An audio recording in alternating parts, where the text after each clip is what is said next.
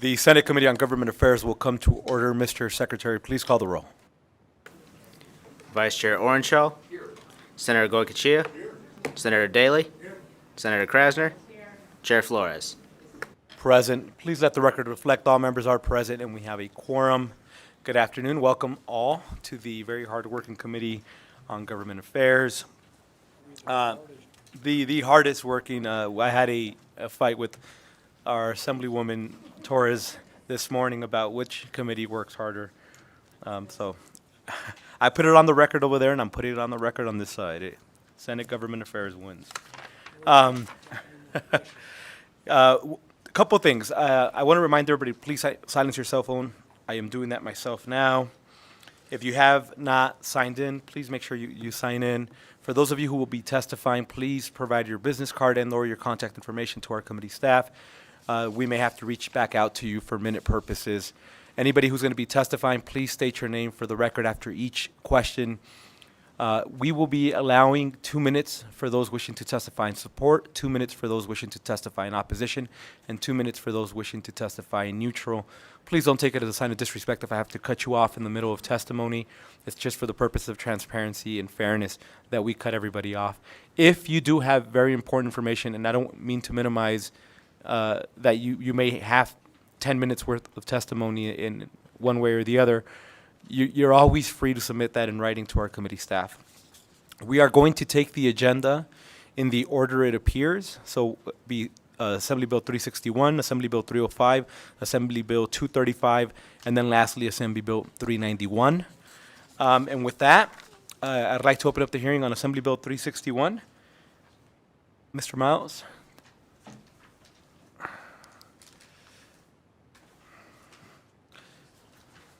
Good afternoon. Whenever you're ready, Assemblywoman.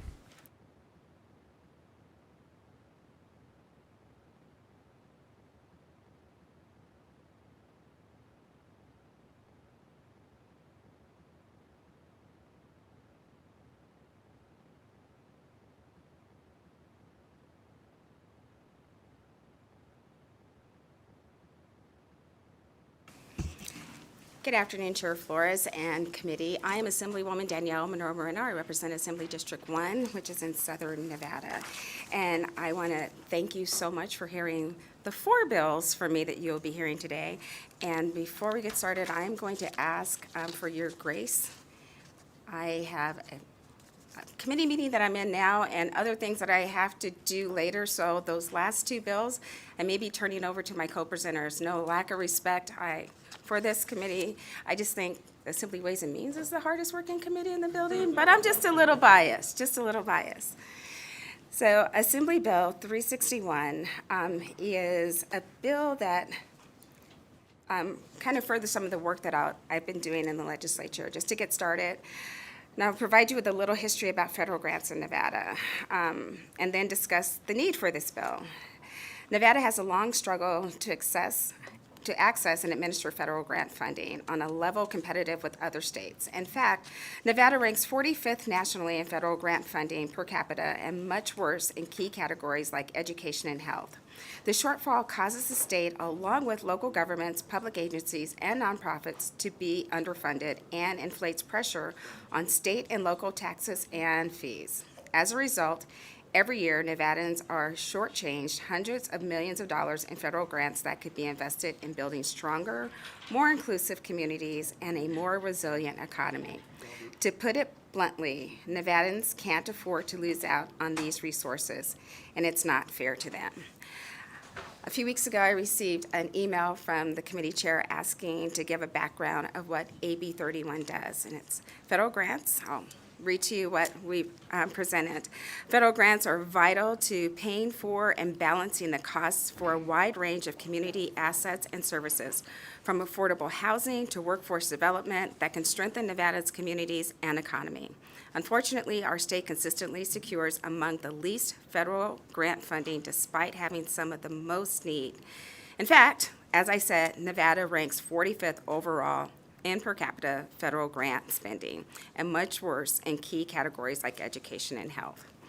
So what is this bill trying to fix?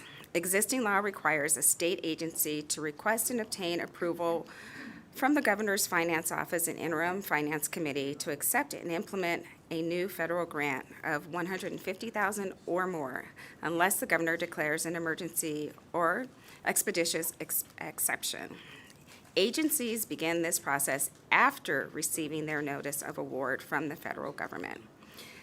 As such, the process delays the implementation of a federal grant award by 3 to 6 months or longer and shortens the agency's federally mandated period of performance. Numerous reports, studies, and surveys during the past 10-plus years have identified this process as a key barrier to securing and effectively spending more federal grants funds in Nevada. I have joining me here at the table Mr. Miles Dixon. He has been working with me the last two sessions as we try to reform Nevada's federal grant system. So with your permission, I'm going to turn the remainder of the presentation over to him.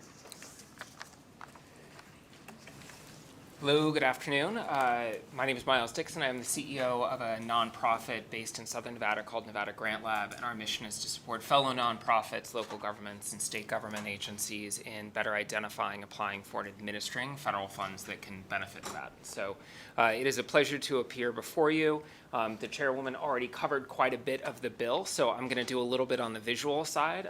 But before I go any further, I just want to thank her, as well as Assemblyman Miller, for sponsoring this legislation. As many of you know, the story about federal funds in Nevada has been long in the making, and the solutions will take us some time. And so this is one of many solutions that will move us closer to getting our fair share for Nevadans.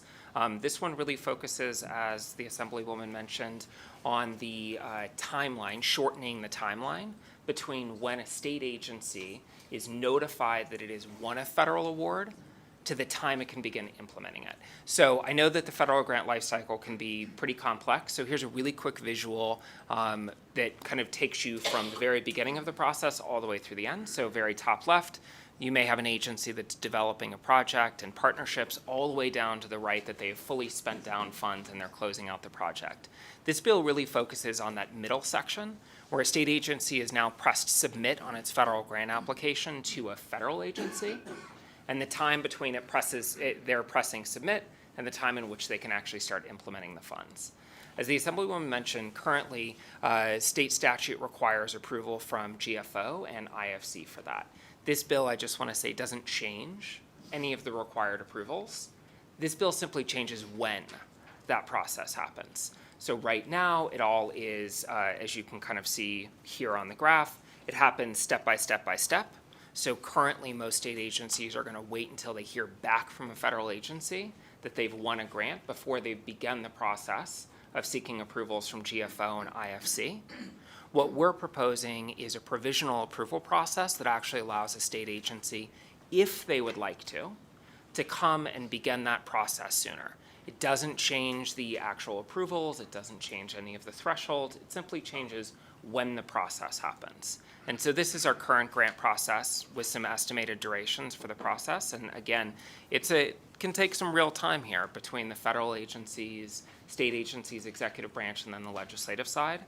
Ultimately, what that means is a delay of 3 to 6 months. So an agency is now won that coveted grant award notice. That's when they start seeking state approvals right now. What we're saying is instead of requiring folks to start after they get a federal award, let's go ahead and let them start after they press submit to the federal agency.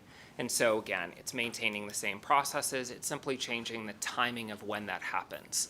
So if we stack these steps, if we let them run concurrently, the federal grant review along with the state level approval process, what we can do is shave off 70 to 155 days on average from the time in which an agency has to implement funds. That really matters, of course, because one, it gets services to folks sooner, but it also really matters because most federal grants have a period of performance. So if that period of performance is 24 months, if it's 2 years, for example, and an agency can't start until 3 to 6 months into that period of performance, and the grant is based on a reimbursement, that simply means they're going to lose up to 6 months of time in which they can do the work and bill the federal government for it.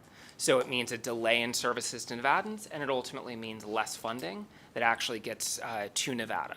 So again, Really quick overview, we're looking at trying to modify the process simply in terms of when it happens, not in terms of any of the thresholds. And the basic idea is let folks come through GFO and IFC sooner, get a provisional approval process, and upon, if they are fortunate to get an award from the federal agency, at that point they will have already had their provisional approval in hand. And so if they get a state agency, if they have the state provisional approval process already done, and they get the federal award, they can get started working sooner. So can dive way into the weeds, but perhaps I'll pause here and see. And I do appreciate your passion in this subject matter. I really do believe, thanks to the work that both of you are doing, there's going to come a point in Nevada history that we're not the worst, or in the top 5, 6, 7 worst. And it's genuinely because of all the work that you all have been doing, you continue to build upon. So I really am grateful for all the work you're doing. Members, any questions?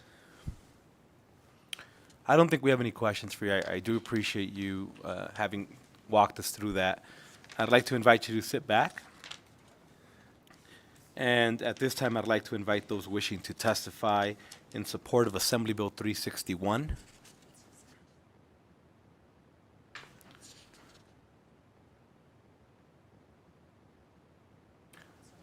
Who's going to be the lucky one to go first? And because, in the interest of time, and I'm just saying this out of respect, but feel free, after somebody's already made your comment, to say, I agree with what was previously said, and I'm in support and or opposition, whatever it may be. Don't feel compelled to have to repeat somebody's argument. Please. Good afternoon, Chair Flores and members of the committee. For the record, Dylan Keith with the Vegas Chamber. It was also my pleasure to oversee the Southern Nevada Forum, and this bill did come out of the forum in 2020 originally. We'd like to thank Assemblywoman Monroe Moreno for carrying this bill as Assembly Bill 445 last session and as 361 this session. It is a fantastic bill. We are in immense need of this bill, and it is a solid step forward to solve many of the issues that Nevada is facing currently. We kindly ask for your support. Thank you so much. And thank you for joining us. Please. Good afternoon. Sorry. Good afternoon, Chair and members of the committee. Arelia Alarcon, spelled A-R-E-L-I, A-L-A-R-C-O-N, with Career in Nevada, on behalf of the Las Vegas Global Economic Alliance. LVGA thanks the bill sponsors for bringing this proposal forward and appreciates all that Nevada Grant Labs does to support Nevada. LVGEA supports government efficiencies that positively impact Nevadans and therefore urges your support. Thank you. Thank you for joining us. Please. Good afternoon, Chair Flores, member of the committee, Joanna Jacob on behalf of Clark County. I'll echo the thanks to Assemblywoman Monroe Moreno and to Mr. Dixon. We've been partnering with Mr. Dixon and the Nevada Grant Lab on a number of measures. As a sub-grantee and partner of the state, we are in support of this bill in helping to facilitate awards so that we can get the work done at the local level. So we're in support. Thank you. Thank you.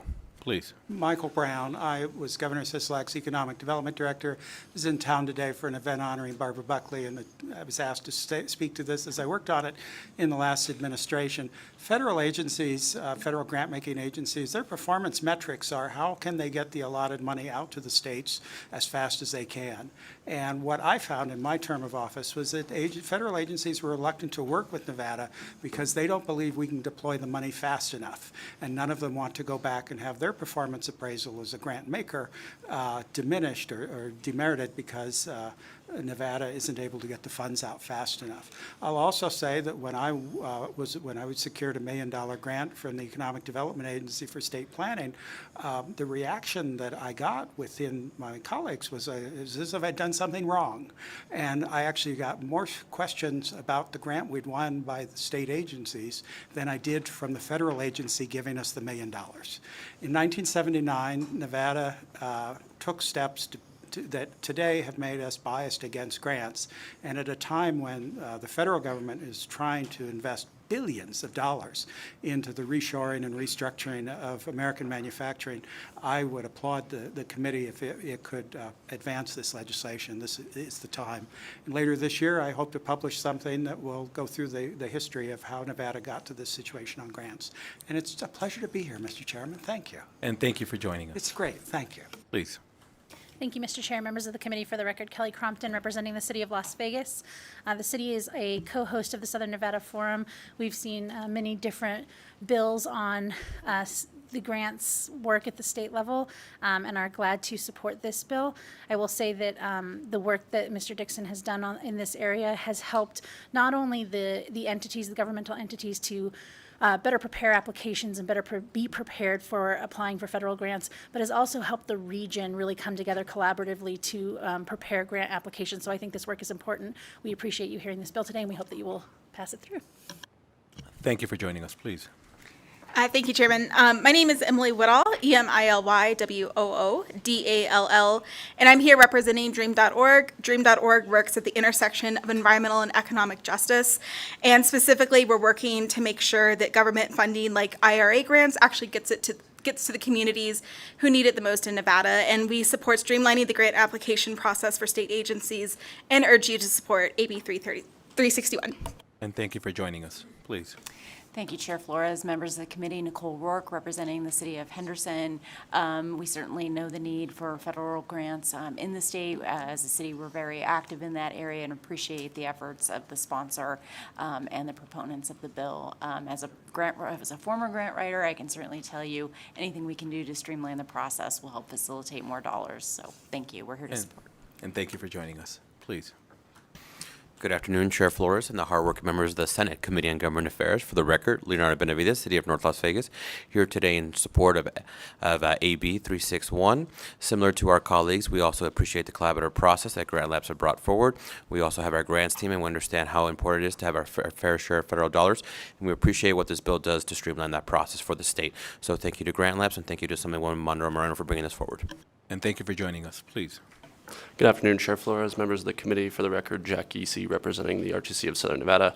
I want to echo the sentiments of my colleagues and just put on the record that we are very appreciative of the efficiency that this bill promotes and urge your support. Thank you for your time. And thank you for joining us. Anybody else wishing to testify in support of Assembly Bill 361? Seeing none in Carson City or Las Vegas. BPS, anybody wishing to join us over the phone? If you would like to testify in support of AB 361, please press star 9 now to take your place in the queue or raise your hand in the Zoom window.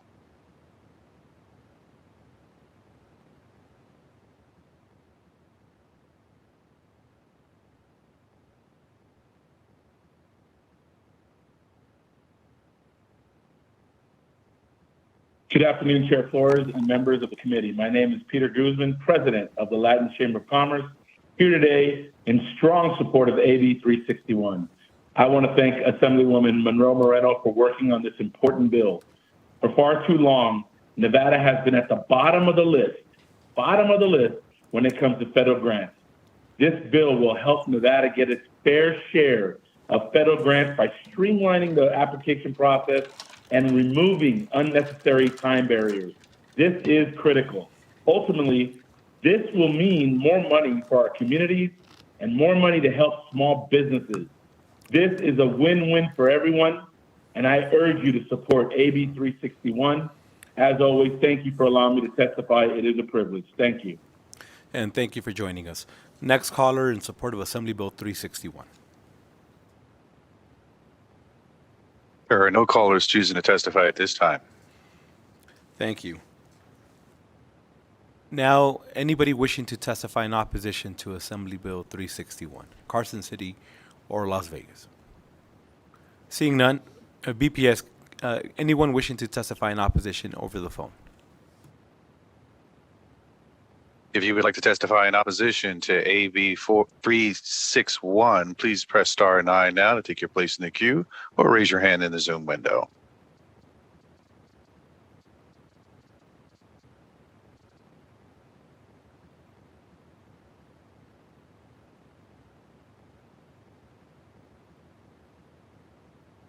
There are no callers choosing to testify at this time.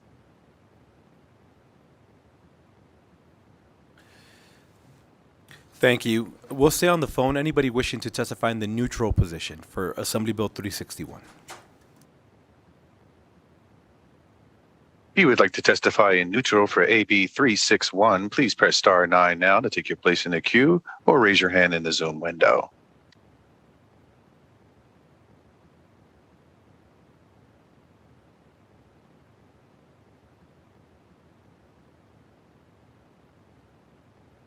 The public line is open and working. There are no callers at this time. Thank you. Mr. Dixon or Assemblywoman Monroe Moreno, any closing remarks? No? Thank you both. And with that, we'll go ahead and close out the hearing on Assembly Bill 361. And then next, I'd like to open up the hearing on Assembly Bill 305, which revises provisions governing public works.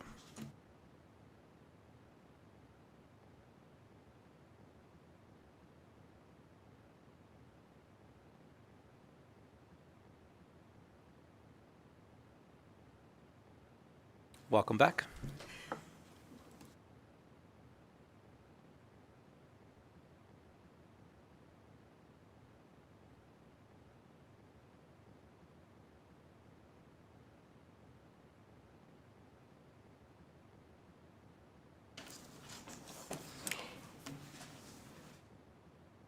Good afternoon, Chair Flores, Vice Chair Ornshaw, and members of the Senate Committee on Government Affairs.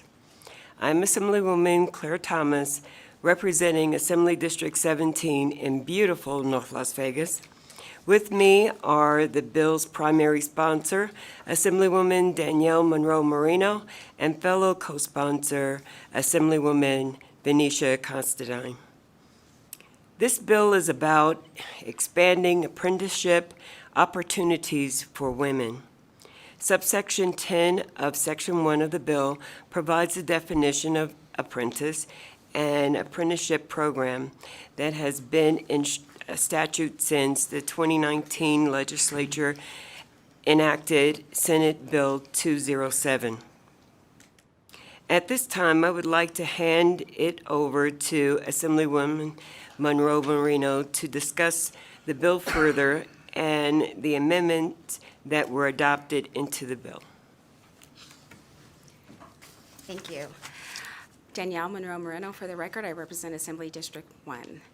The reason we're here before you, during the interim, many of us hold community events and town halls, and this bill came out of a community event with women and women who are veterans.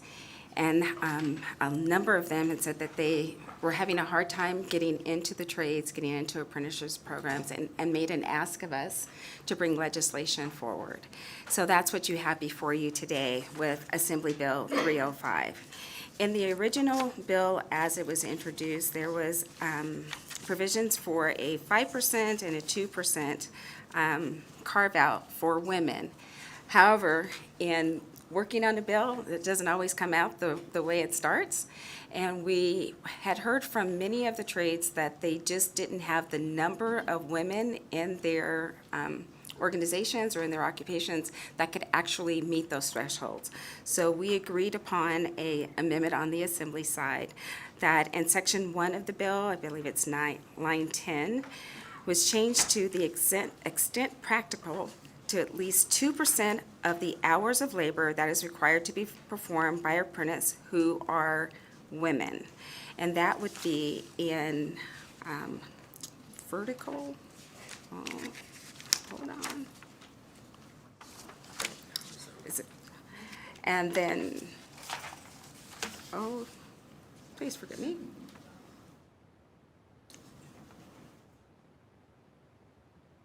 For vertical construction, and I apologize. And then for at least 1% of the hours of labor to be performed by women apprenticeships for vertical constructions. And we believe that a number of the labor organizations have those women that are available to go to work tomorrow, but it also will help encourage them to reach out and get more women into their apprenticeship programs. We do have Ms. Evelyn Pacheco. She's the owner and president of Nevada Women in Trades, who is down south, who is like the construction professional expert on this. We're the legislators carrying the bills. But it's a very short bill, and that's the extent of it.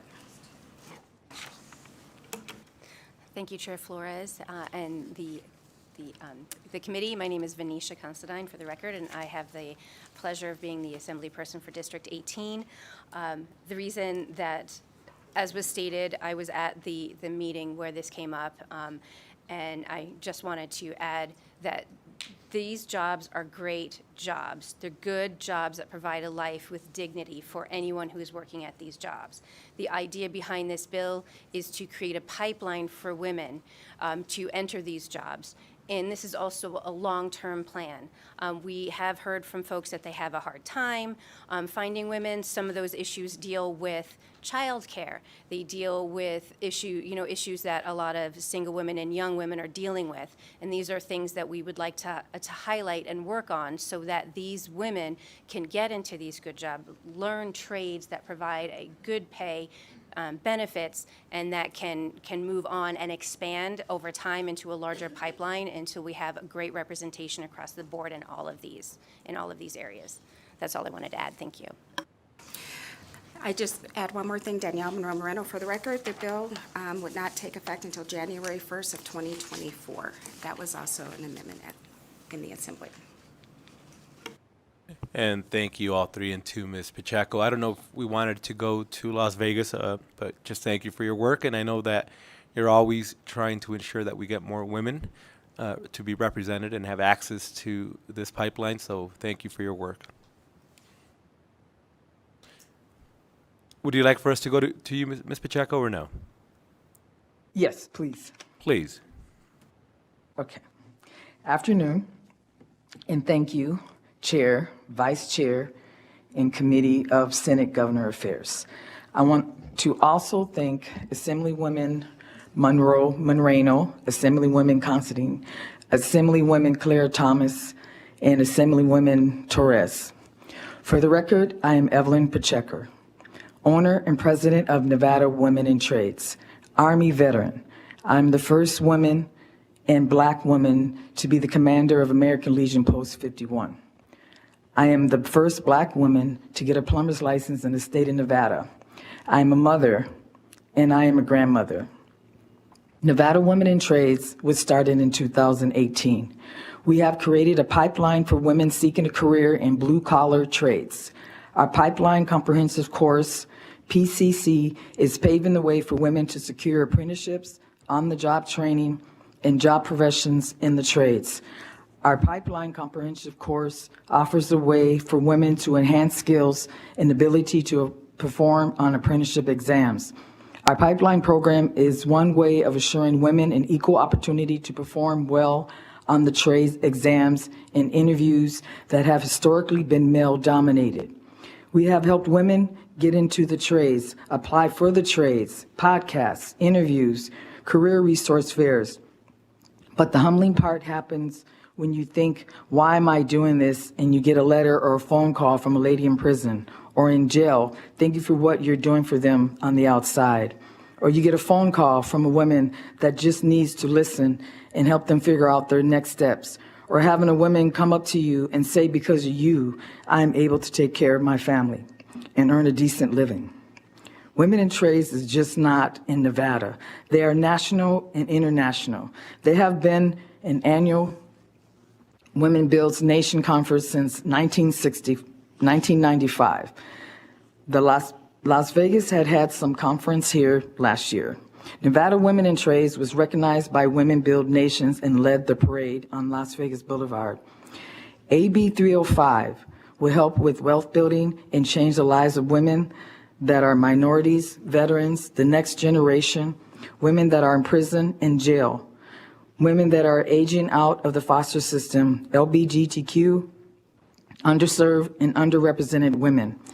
AB 305 will have these women be part of society, buy a house, a car, pay taxes, in return which will help the economy of the state of Nevada and change their lives in the next generation.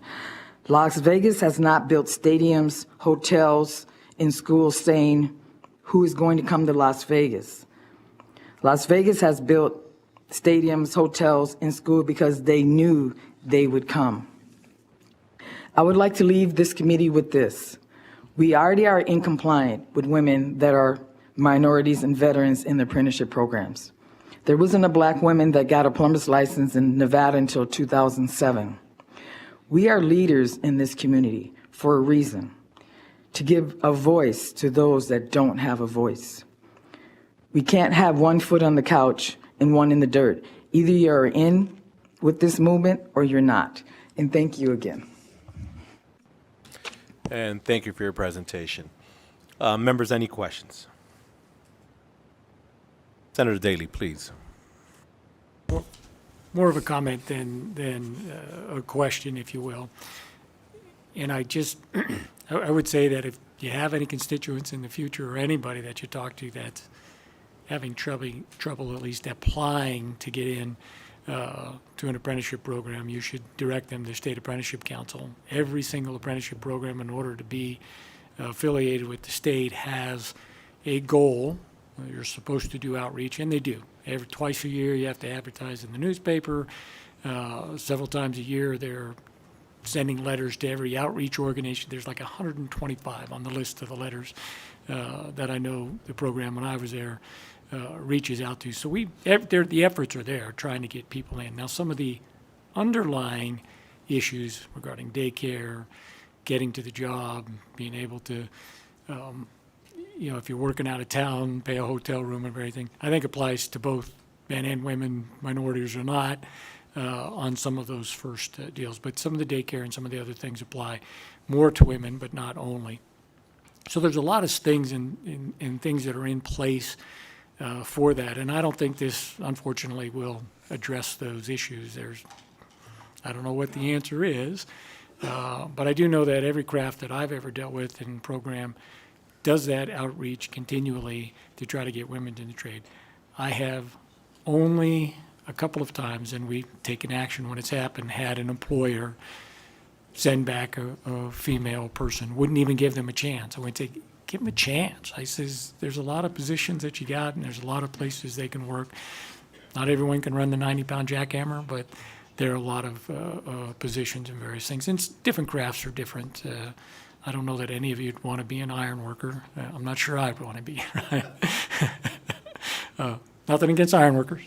But I know we have a lot of, probably more women in the laborer's craft on various things. Unfortunately, they get pigeonholed into certain things, flagging and various things, and we fought against that for years. So I guess my only question that I really have is, what is, to the extent practical, means? What are we envisioning with that? I don't see any type of, I just don't know if that's really going to make a difference in the end. And I do know, I can tell you this, and maybe you don't know, that it is not, no one can use a hiring hall provision in a collective bargaining agreement as to say, well, I can't send out a minority or send out a female if it's requested. Everybody should have it in their collective bargaining agreements that says that a contractor can request that in order to comply with state or federal law to meet minority or DBE type requirements. And if they don't have it, it still doesn't mean that they don't have to follow it. So if their hiring provisions don't have that language, I know ours does. So contractors can call in and request specifically for those types of things. I just some comments on some of the things, and if somebody really has a problem getting in an apprenticeship program, now being able to perform the work's a whole different deal, whether they can actually, I know, pass some tests and various things or meet some of the physical requirements is an entirely different question. But there's outreach for women and minorities across the board, every program I've ever been involved with. And there's requirements to do so and oversight from the State Apprenticeship Council and the federal government on that. So, thank you. Danielle Monroe Moreno for the record, and thank you for your comments. I appreciate them. However, I think there's sometimes a difference when it comes to women. Just like running for public office, we can ask a man to run for office, and he may meet this much of the qualifications for the job, and he'll put in for it. Women often feel like we have to meet this much of the qualifications, and you have to ask 4, 5, 6 times. That's why we have the Emerge program. I think also, along with your comments, I know that there are programs out there and outreach, but sometimes we have to meet women where they are. And in different settings. So I know that we have gone out of our way to create avenues for that. I put on an annual community barbecue, and it's not just a barbecue, it's a resource fair, and I invite the trades from mining to construction to come out, so moms, dads, and kids can learn about the construction industry. I think it's changing how we market. There's been a method that's been used for years that sometimes women just don't feel as welcomed in, so it's changing that. And we are committed as legislators to doing that and working with the trades to get the word out to women. But I appreciate your comments. Just one more. Assemblywoman Claire Thomas, for the record. I ditto what the Assemblywoman just said, but just my background as a 20-year veteran of United States Air Force. My first duty station was at Shepherd Air Force Base. And in that, we had a lot of women that were basically in the trades, from mechanical to my favorite pole jocks. And they competed with the men, and they were listed as exceptional. So there are women out here that can do those jobs. It's just that when they come and they become civilians, they sit back and they go, well, you know, no one wants to give me a chance. But the military has taught them to be able to do those jobs that men do. And my profession, while I was in the military, was air traffic control.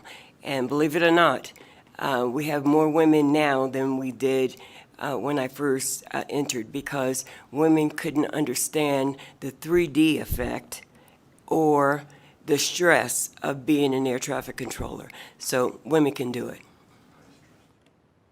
it. And agreed, and thank you. And you're absolutely right, all three of you, is that there are some perceptions around women. I think they're coming down, it's getting better, but out on a construction job, you know, there are things that we still combat. We combat them every day, and I see some of our employers out there and various things. I've never had an employer say they condone any of the activity. They take action. We combat it, or when I was there with the union, various things, and I know most all of the trades do. But you're right. There are some, you know, bad actors. There are guys that just think this is all fun and games right up until it isn't, and it does put additional stress that some other that men don't have. I don't know, that's a different problem, but, and I agree, I understand the pipeline issue. I'm just hoping this will have, not sure if this will have the effect that you want. But. Danielle Monroe Moreno, for the record. Assembly Bill 305 will not fix all the issues, but I plan to be here for a few more sessions, so we'll continue to work on it. Members, any additional questions or comments? Seeing none, thank you again for your work. I'd like to invite you to step back, and we'll invite those wishing to testify in support of Assembly Bill 305, either in Carson City or Las Vegas.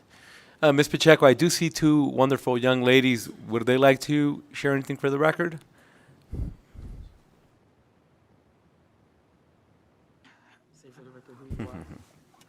My name is Jordan. And who are you? To me. Oh, and I am And I'm sorry, if I could have you say your name one more time, just so we can hear it clearly for the record. My name is Jordan Inigas Pacheco.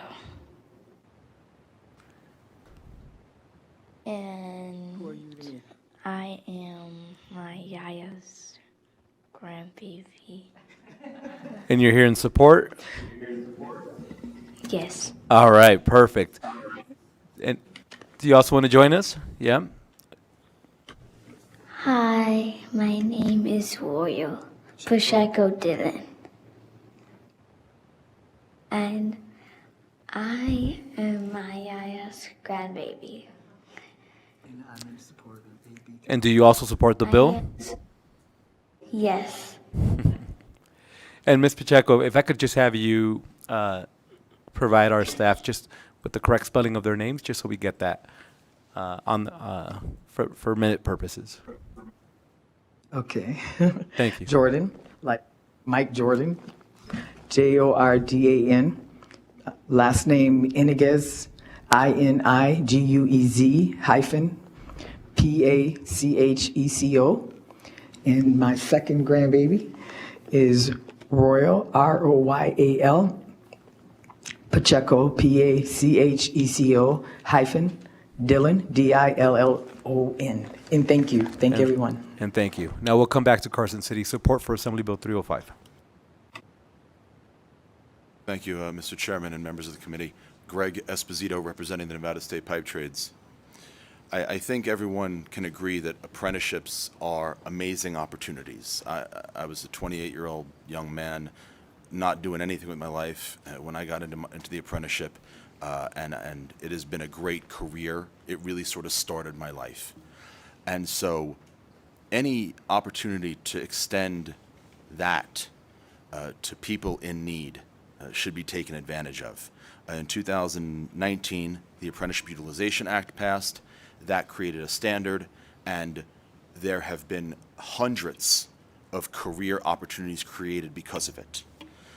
In my opinion, this is the next evolution. All right. Last week, the Building Trades held their apprenticeship day up here, and an apprentice and me and someone, Monroe Moreno, were sitting down, and she expressed how she didn't know that women would be welcome in the trades. She didn't know that she's been encouraging her family members to apply because she's now in and has great opportunities. Who more than single moms hoping to restart their lives or hoping to get their lives started would be better suited to the opportunities that apprenticeships provide? This modification of the Apprenticeship Utilization Act is a start. It's a way to begin helping women get into the trades, helping women who probably need an opportunity to get into the trades. Thank you for your time. And thank you for joining us, please. Chair Flores, members of the committee, for the record, Randy Saltero, today representing the International Alliance of Theatrical and Stage Employees, IATSE. We are the entertainment industry. We are grateful for this bill. We are grateful for the folks that are coming forward and supporting this piece of legislation, because at the end of the day, apprenticeship means one thing. It means it's a pathway not to a job, but to a career. And there are a lot of folks that have made a career in the entertainment industry, and we see this as something that will help a pathway for others to do the same. Thank you so much for your time and consideration. We are in full support of AB 305. And thank you for joining us, please. Chair and committee members, for the record, my name is Andrew Lee Pilbit. I am the state chairman for the United Veterans Legislative Council, representing the 279,000 veterans in our state. And as Assemblywoman Thomas pointed out, we have thousands of women veterans that have been trained by our military to do many types of trade jobs in our society. And the United Veterans Legislative Council is in full support of 305. We are disappointed that the percentages went down in amendment. We'd like to see it higher. Now I'd like to testify in the name of a father of 4 daughters. That would be me. My oldest daughter got into trades and then got into trucking, then bought her own trucks, big rigs. She's 5'2", by the way. We used to ask her how she reached the pedals. She ended up owning her own company with a half dozen 18-wheelers, which she just sold a couple of years ago. So drove big rigs with all the men, and she did that for 28 years. So, and I have another daughter that ended up going through different skills and trades, ended up with an Olympic gold medal. And my point here is, our women can do any job. We support this bill. And thank you for joining us, please. For the record, my name is Mark Ellis. I'm the president of Communication Workers of America, Local 9413. and any opportunity we get to level the playing field, we should absolutely attempt it. Thank you very much. We support the bill. And thank you for joining us, please. Thank you, Chair Flores and committee and members of the committee. For the record, my name is Susie Martinez, and I am the Executive Secretary Treasurer of the Nevada State AFL-CIO. This is a very amazing bill. I mean, I've often said if I knew then what I know now, when I was in high school, I actually signed up for shop class, auto mechanic class. And because I was the only girl in the class, I actually got out of it, which was such a shame because it could have probably taken me into so many other directions, right? But I'm very glad that women finally are going to be getting the opportunity to improve their lives and get a pension and have a good job. So thank you. I support the bill. And thank you for joining us, please. Thank you, Mr. Chair and members of the committee. My name is Marlene Lockard, and I'm representing SEIU 1107. However, many of you have known of many years of my work for the Nevada Women's Lobby and domestic violence in programs in Northern Nevada. And I have been chair of the Domestic Violence Board for a number of years. I cannot tell you how many women come through our facilities that need help to develop life-sustaining skills, to see them through on a new path and be able to turn their lives around. This is an opportunity that opens another door for them, as well as many of our members of SEIU, and we encourage your strong support of this bill. Thank you. And thank you for joining us, please. Thank you, Chair Flores and members of the committee. My name is Ronnie Young. I represent the IBW Local 357, Southern Nevada. We stand in support of this bill. We have many women that work in the IBW in Southern Nevada. Some of them are great tradesmen.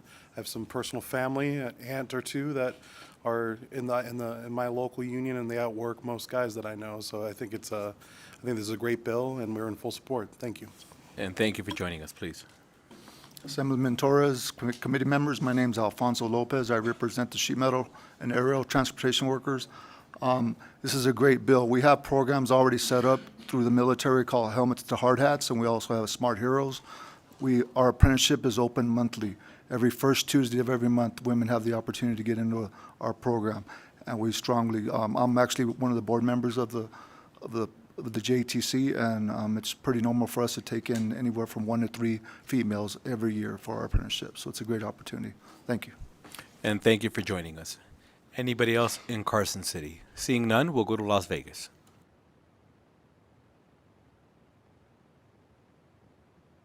My name is Jerry Burton. I'm the co-executive director of the Nevada chapter of the National Organization for Women. We'd like to thank the bill's sponsor, Assemblywoman Monroe Moreno, and co-sponsors, Assemblywomen Thomas and Constantine, for this bill.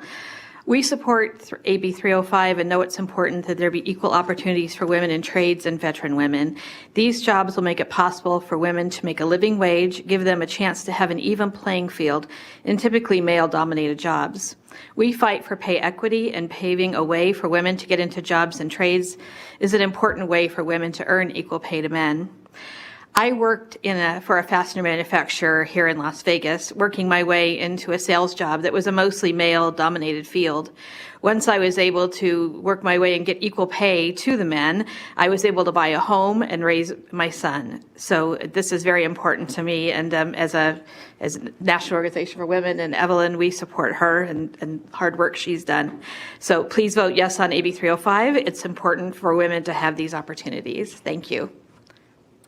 And thank you for joining us. Anybody else wishing to testify in support in Las Vegas? Yes, please. My name's Robert Diaz. I represent Smart Sheet Metal Air Rail and Transportation, Local 88 out of Las Vegas. And in the way of time, I just want to express my support for the bill. And thank you. Anybody else wishing to join us in Las Vegas? Seeing none, BPS, do we have anybody wishing to testify in support of Assembly Bill 305? If you would like to testify in support of AB 305, please press star 9 now to take your place in the queue or raise your hand in the Zoom window.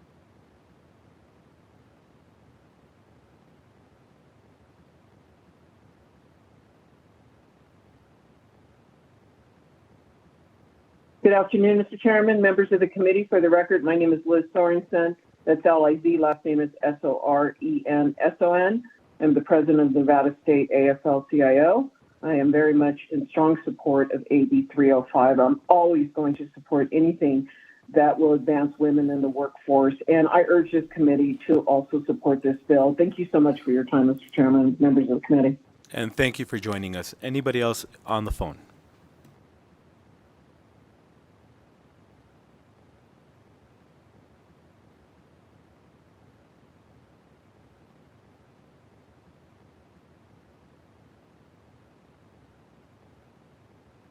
Hello, my name's good afternoon, Chair Flores and members of the committee. My name's Cesar Marquez, CESAR.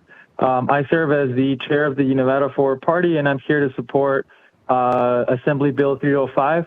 I think everyone has kind of given some really good reasons, so I don't want to take too much time with that. I want to use my time just to give a huge shout out to Evelyn Pacheco, also the sponsors and everybody who's worked to put this together, because I think this is so necessary. I think for me, I look forward to the next steps of like, how do we, create a culture where women feel, welcome into these environments and solve some of these other issues. But in order to do that, we need to first get the steps. So please support AB 305. Thank you. And thank you for joining us. Next caller in support of Assembly Bill 305.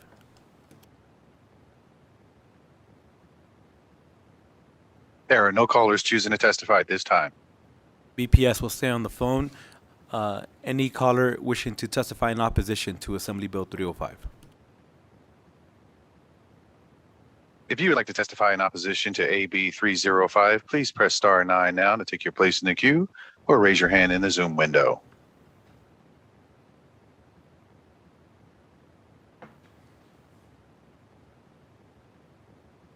The public line is open and working. There are no callers at this time. Thank you. Anybody wishing to testify, in opposition in Carson City or Las Vegas? Good afternoon. Welcome.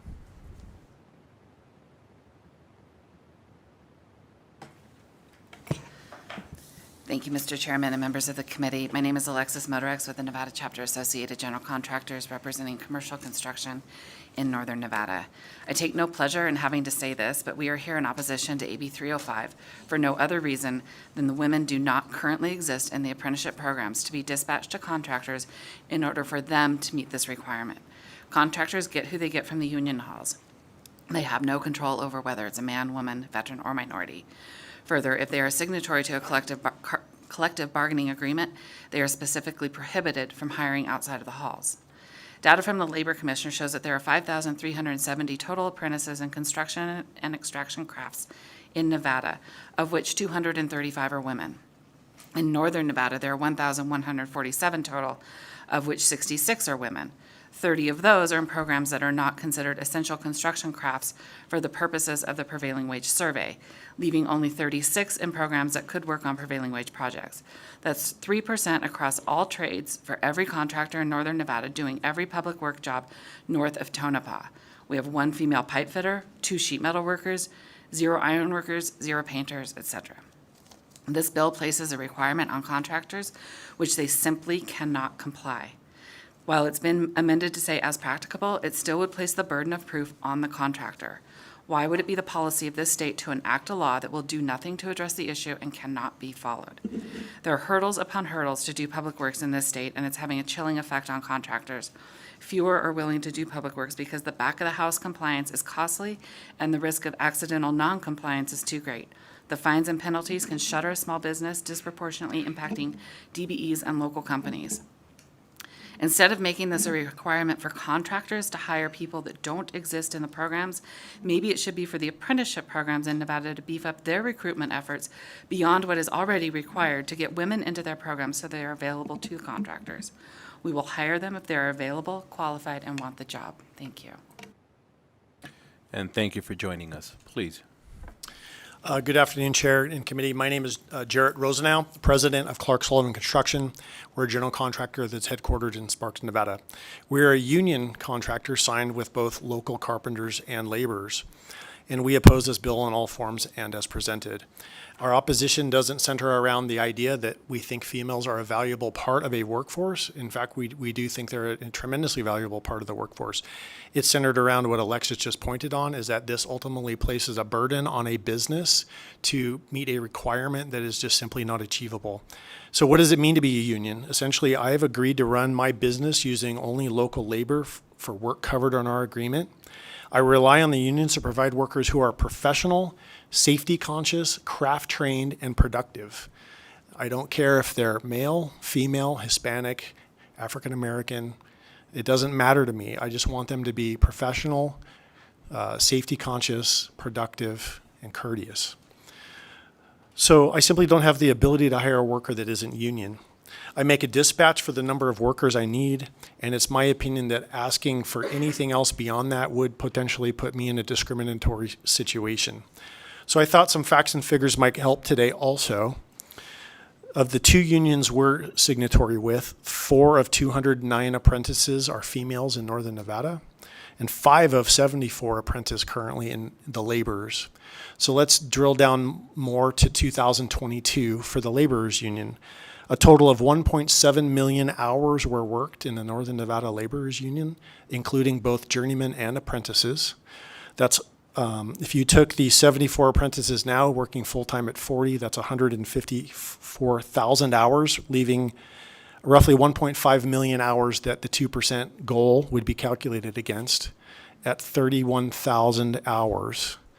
So you're roughly 11 tradespeople who would need to be female short of even being able to meet the requirement. So it's our opinion these numbers would be consistent across all the building trades. So in summary, this goal is unachievable, and we would just like to be part of a conversation around meaningful legislation and think that unions should be more responsible for bringing these people into the trades. Thank you. Thank you. And I think we have a question for you.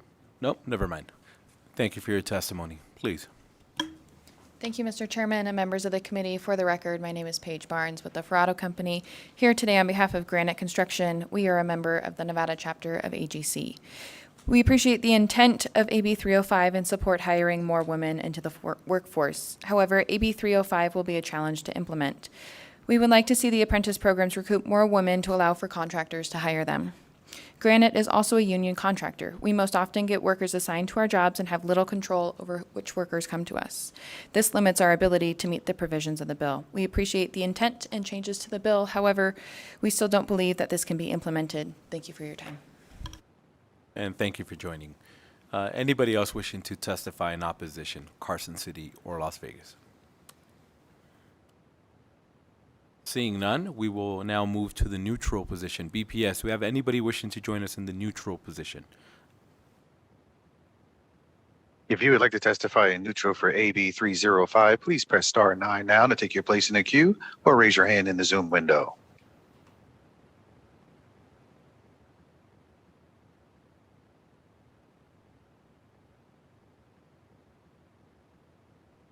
The public line is open and working. There are no callers at this time. Thank you. Anybody else wishing to testify in the neutral position, Carson City or Las Vegas? Good afternoon, Chair. Brett Harris, Nevada Labor Commissioner. For the record, excuse me, we perform enforcement on this section of the NRS, so we wanted to be here to answer any questions. Also with me is the State Apprenticeship Director, Tony Giddens. And thank you both for joining us. Senator Daley, please. Thank you, Mr. Chair, and I'll ask the same question I asked earlier to the sponsors. So in your analysis, what is to the extent practical or practicable mean, or how would that be analyzed? Brett Harris, Nevada Labor Commissioner. For the record, so it's not defined. So as of right now, looking at it, I believe that the current waiver process would apply to this requirement. So if it was unpracticable, they would submit a request for a waiver.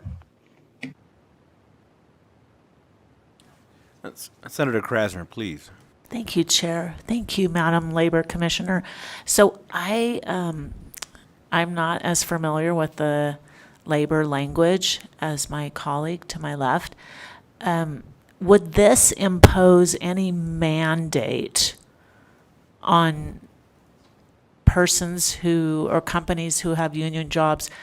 Would it force them to hire women, this language with the amendment, to the extent practicable?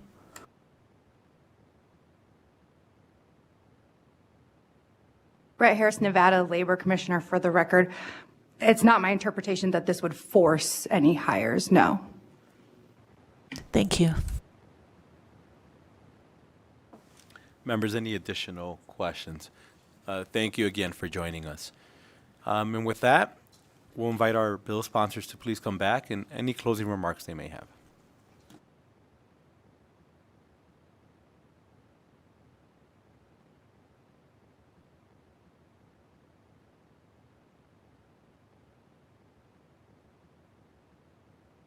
Assemblywoman Claire Thomas, for the record. I appreciate the committee hearing AB 305. The only thing that I have to add to this is that I'll make this statement. I stand amazed that in 2023, we are still looking at women as second class, that we don't have enough women in the state of Nevada to do the job of the labor. The only thing right now I can go by is my experience. My experience of the 20 years that plus years that I spent in the military. My first duty assignment was in missile maintenance. And of the class of 25, mostly men, 6 women, including myself, graduated out of that class. That we became 6 women that could do the job of working in maintenance for our government. And then I look at when I changed careers to become an air traffic controller. 40 years ago, when they said that women could not do that job. And as I stated earlier, we didn't understand the 3D effect, whatever that is. And we didn't understand the stress that we went through to be an air traffic controller. I must say, for 15, 16 years at Nellis Air Force Base, not only was I an air traffic controller, I was also a crew chief. I basically crew chief men. So women can do the job if you give women an opportunity to do the job. And our government gave women an opportunity in the military because some of the things that I heard earlier, that we can't do it, there's not enough women. Can you imagine that? Not enough women in the state of Nevada to do the job. So thank you. And thank you. Please. Thank you. Venetia Considine, for the record. Thank you for hearing this bill. Just want to echo a lot of what has been said today, but also bring up that this is done in other states. This bill is a place to start. It is a way to build a pipeline. It is a way to bring people, if we listen to Ms. Pacheco, who are in prison, who are single moms, who are young women and young girls who want to take shop and car maintenance, and they really love working with their hands, and they just haven't seen that door yet. What we need to work on is showing these women the doors. And as we do that, we can build the pipeline for this, and we can provide amazing jobs, life skills, pensions for more people in this state. And when we need more people in this state for workers, we should be looking everywhere. I think this is doable. The extent practicable makes sense at this point because we are starting, but the bottom line is this is the starting point. This is where we go from here, and this is why we need this bill. Thank you. Thank you, Danielle Monroe Moreno, for the record, and thank you so much for hearing this bill. I'd like to say that my career before serving here in the legislature, I served almost 30 years in law enforcement. And there was a time when women were not in law enforcement. We were told that it was a job for men. Our uniforms, way back in the day, were skirts. We couldn't even wear pants. But we can do the job. The police chief in the city where I served is now a black woman. That would not have happened 20 years ago. When women are given opportunities, we can do amazing things. And 20 years ago, these hallways did not have black and brown people in it, and it definitely wasn't a women majority. When we have the opportunity, we shine, because as my granddaughter says, girls rule. So we thank you for hearing this bill, and we appreciate your support and vote for it. Thank you. And thank you all three for your presentation. And with that, we'll go ahead and close out the hearing on Assembly Bill 305. And Assemblywoman, welcome back. We'll open up the hearing on Assembly Bill 235.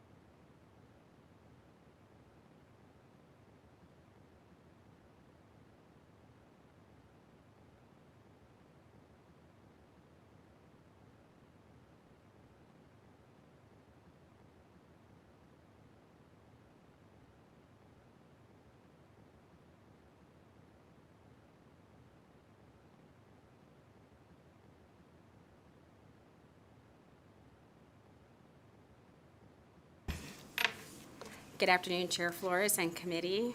Once again, I am Assemblywoman Danielle Monroe Moreno. I represent Assembly District 1 in North Las Vegas, and thank you for making this DMM Day. With your permission, Mr. Chair, I will introduce this bill and then turn it over to my co-presenters. Assembly Bill, and my co-presenters that are with me here today is Mr. Alfonso Lopez with Smart Local 88, organizer, and Mr. Randy Soltero with Soltero Strategies. Assembly Bill 235 requires the payment of prevailing wages to workers who perform custom fabrications on public work for certain performance contracts for local governments and state agencies. Custom fabrication as defined in subsection 5 of section 1 of AB 235 to mean the manufacture, assembly, and other production of any non-standard good or material that is manufactured, assembled, or otherwise produced for specific public work. So, quick introduction. I'm going to turn it over to my co-presenters, and I'm going to sneak out.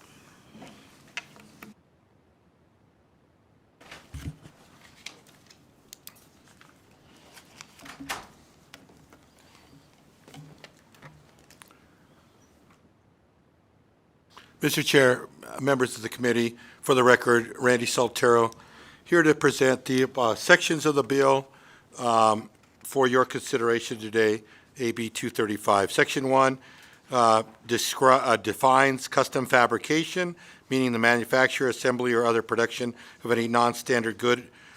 And that's what's important here. Non-standard good or material that is manufactured, assembled, or otherwise produced for a specific public work, only on public works. I only talk about that more because I think that was one of the things that when we talked about this bill in the assembly is what was a non-standard good or material. We used the litmus test, the Home Depot test. If you could buy it at Home Depot, that's a standard good or material. This only applies to any of those things that are a non-standard good, non-catalog item, something that has to be made specially for that particular project, a public works project only. If you go further into section 1 to subsection 17, this is the crust of the bill. Non-standard good or material includes, without limitation, any non-standard good or material used in any of the following building systems. You will see this list does not include every system, every trade. It only includes these trades that we have been able to identify that would deal with or have had the occurrence of working with non-standard goods or materials. Plumbing or pipe fitting, I think you're going to hear from Mr. Esposito on their position. Ventilation system, air conditioning system, heating system, sheet metal or any other sheet metal products, and signage, including, without limitation, any illuminated or unilluminated sign.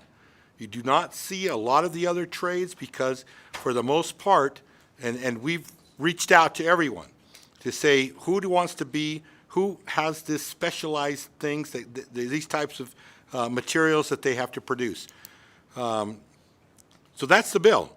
That's what it says, is only on public works that if you have to, innovation, modernization is something, years ago, I remember at my mother's house, the phone rang and we picked it up off of the counter, and then we used a dial to dial it.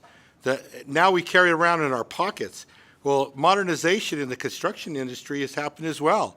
And part of that modernization is how some of these products sometimes have to be built quickly and specifically, and not have but have to have the facility that might not be on a job site where, if you look at your books, and I don't want to take away from Mr. Lopez's presentation, but I want you to bear that in mind while he's talking about what kind of products we're talking about. This is not for the normal things that you would buy, wire for to be put into a building, or even with sheet metal stuff, things that are normal standard items. These are only for specific items, something like this, or what Mr. Lopez has next to him, something that would only fit one application, and it's only if that specialized application was called for in the construction of a public work. With that, Mr. Chair, I will turn it over to Mr. Lopez. Good afternoon, Senator Flores, committee members. My name is Alfonso Lopez. I represent the sheet metal and aerial transportation workers, and I'm here today to explain to you the complex process of what it takes to build these fittings. What we have here are what we refer to as, this is considered an OG offset. There you have a squirt around. Those binders we provided for you show you the process of what it takes. We go through the complex part of taking a flat piece of metal, raw metal, and we run it through a computer system that dictates the patterns used to make this stuff. And the machinery that's used, which you'll see in the pictures as well, is also needed to form the stuff, the fittings that are needed. But these are things, like Mr. Soltero was saying, these are not things that you can buy in any store and try to put it together. These are things where we're taking a flat piece of metal, running it through a process, running it through a computer system, which forms these shapes, put on a burn table, which is in those pictures as well, torched out on the table, taken over to this heavy equipment. It's either bent, rolled, and different, put in different shapes of whatever's needed on the job site. These fittings can be pretty complex. They're ordered to the specific thickness of the metal, shapes of the metal, anywhere from octagon to oval to square to round. These are various shapes that are needed out in the field, depending on what's ordered from the job site. And this process, like I say, is very complex. And hopefully, I wish I had a binder with me, but if you guys have any questions of what I provided there to you, I'm here to answer any questions. Another point that's been put out there, when it's implemented in the computer system, each of these pieces have information on them. What job they go to, how they're formed, what machine it has to go to, what type of fitting it is. This is all stuff that's computer generated and can be easily tracked to whatever hours are being put into man hours that are worked for the job, and so forth. So other than that, if you guys have any questions about the binders I provided, I'm here to answer any questions. Thank you. And thank you for your presentation, and thank you for providing this detailed binder.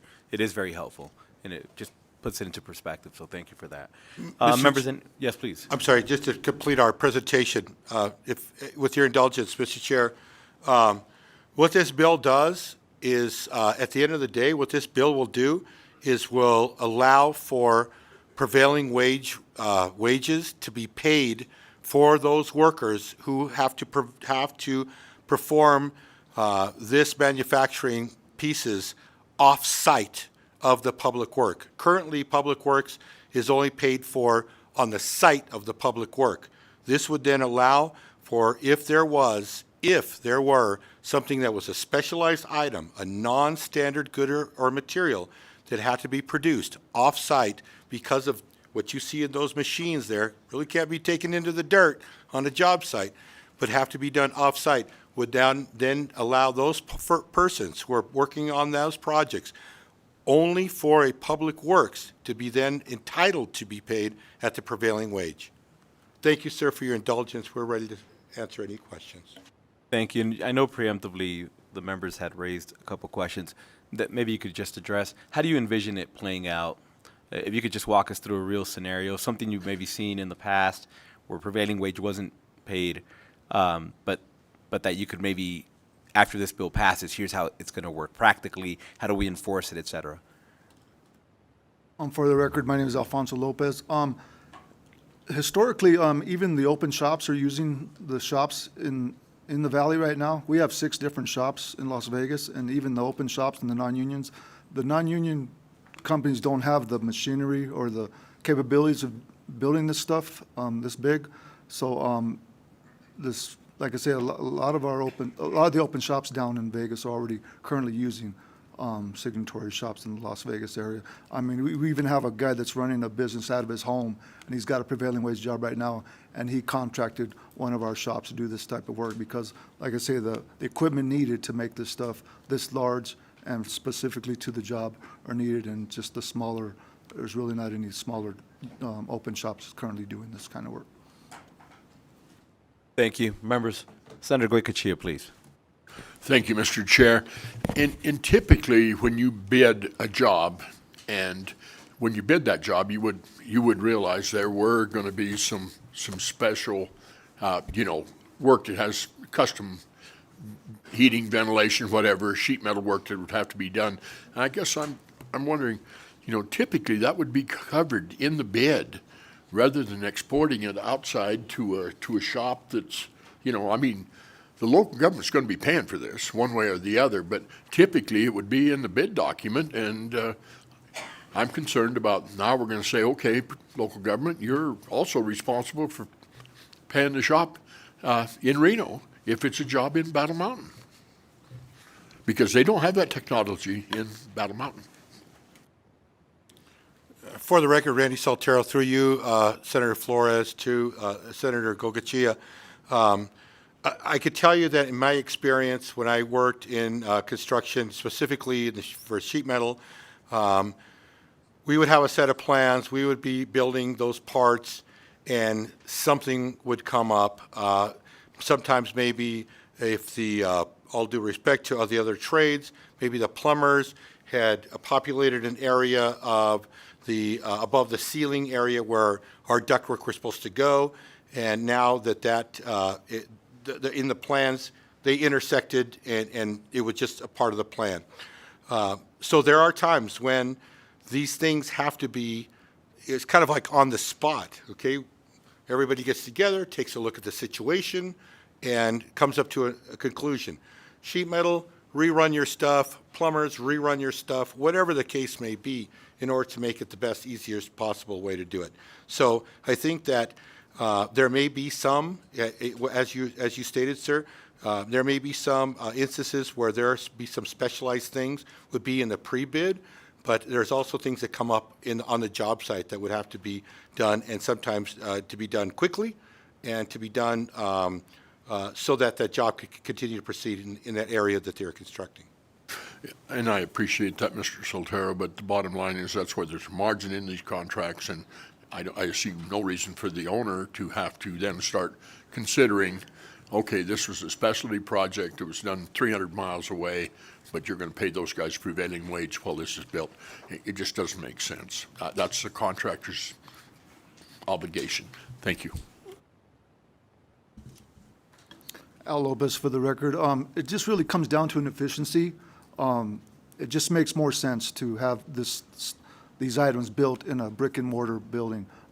The cost to set up something temporarily in a dirt field across the job site just doesn't make any sense, I'm sure, to any business. Our businesses are out there to try to save as much money, man hours or so forth.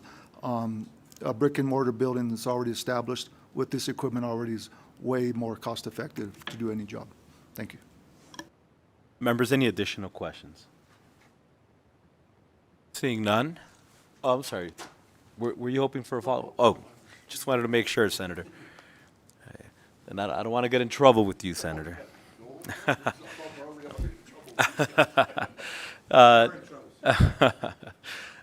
Thank you again both for the presentation, and I do appreciate all the work outside of the committee, just getting everybody up to date and understanding exactly what the intent is. So with that, I'd like to invite you to sit back, and at this time, I'd like to invite those wishing to testify in support of Assembly Bill 235 to please come forward.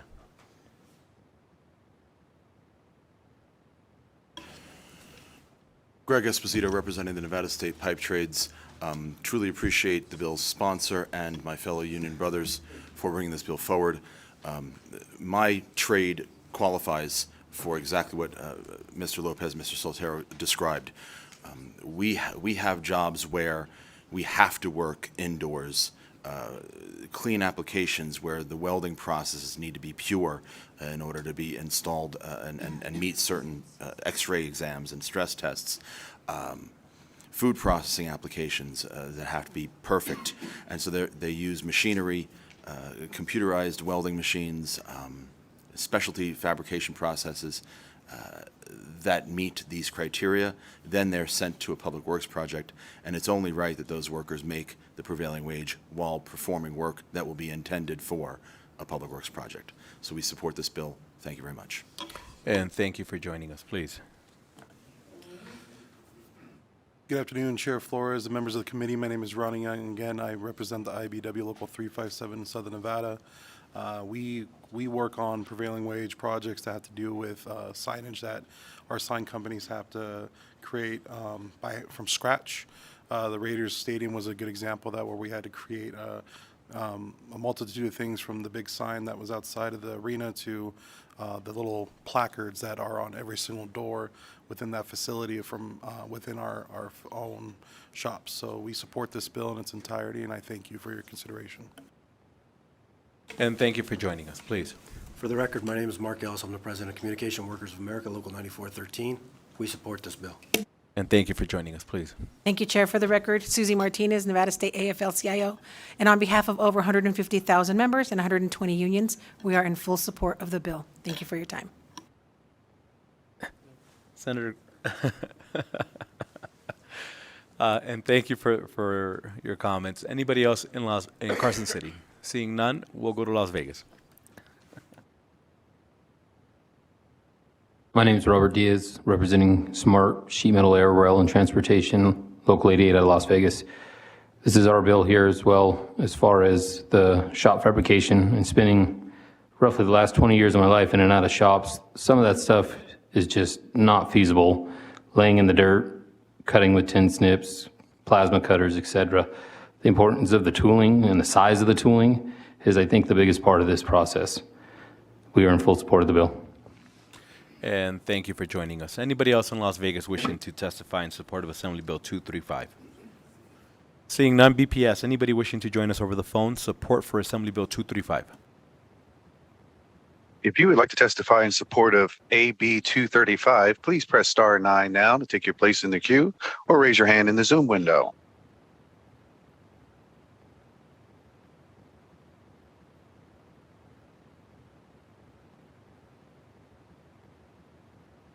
Good afternoon, Chairman Flores, members of the committee. For the record, my name is Liz Sorensen. It's L-I-Z, last name S-O-R-E-N-S-O-N, President of Nevada State AFL-CIO. I strongly support AB 235, and I urge this committee to also support the bill. Thank you so much for your time.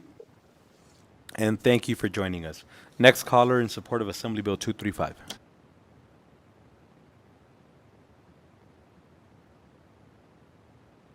Good afternoon, Chair Flores and members of the committee. For the record, my name is Russ James, RUSSJAMES, with the Nevada AFL-CIO, longtime member of the Painters and Allied Trades. And yes, we stand in support of the bill. Thank you for your time. And thank you for joining us. Next caller in support.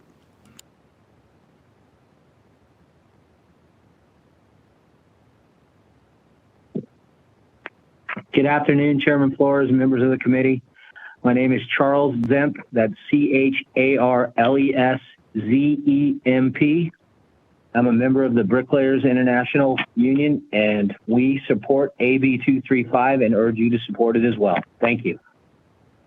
And thank you for joining us. Next caller in support.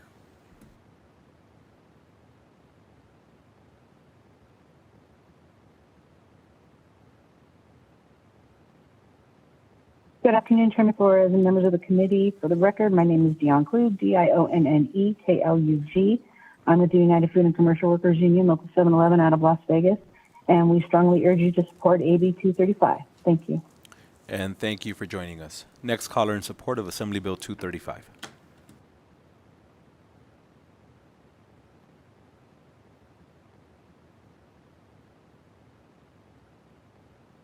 The public line is open and working. There are no callers at this time. And thank you. BPS will stay on the phone. Those wishing to testify in opposition to Assembly Bill 235. If you would like to testify in opposition to AB 235, please press star 9 now to take your place in the queue or raise your hand in the Zoom window.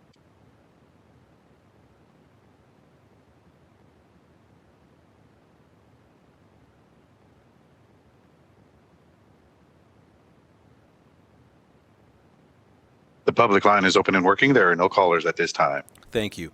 Opposition in Carson City or Las Vegas, please.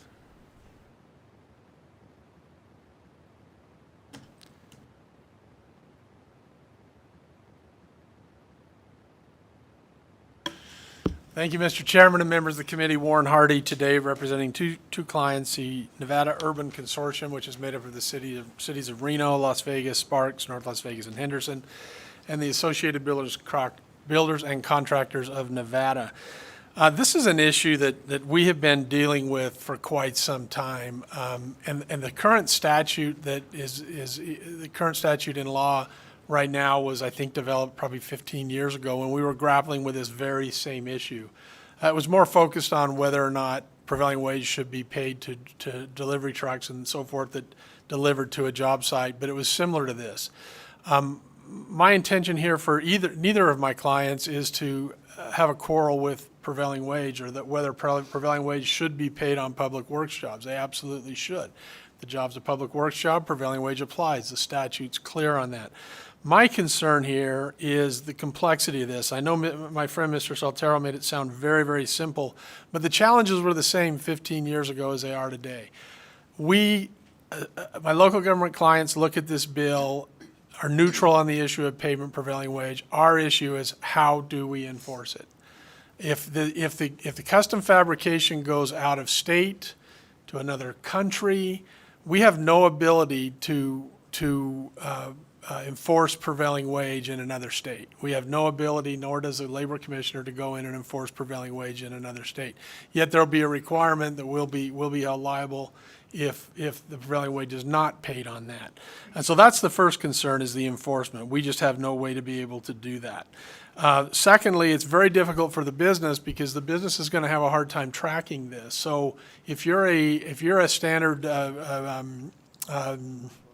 fabricator and somebody brings in a fabrication project that is on a prevailing wage job, it's very difficult to say, okay, for the next 2 hours, I'm going to pay you this rate, but for the next 2 hours, I'm going to pay you this rate, and jump back and forth. It's a nightmare for the businesses.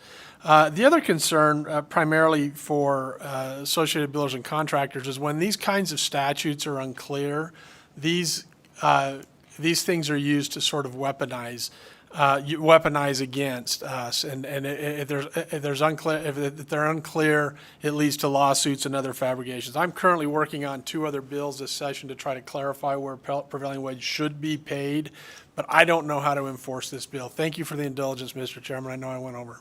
Thank you. I don't think we have any questions. Thank you for your testimony, please.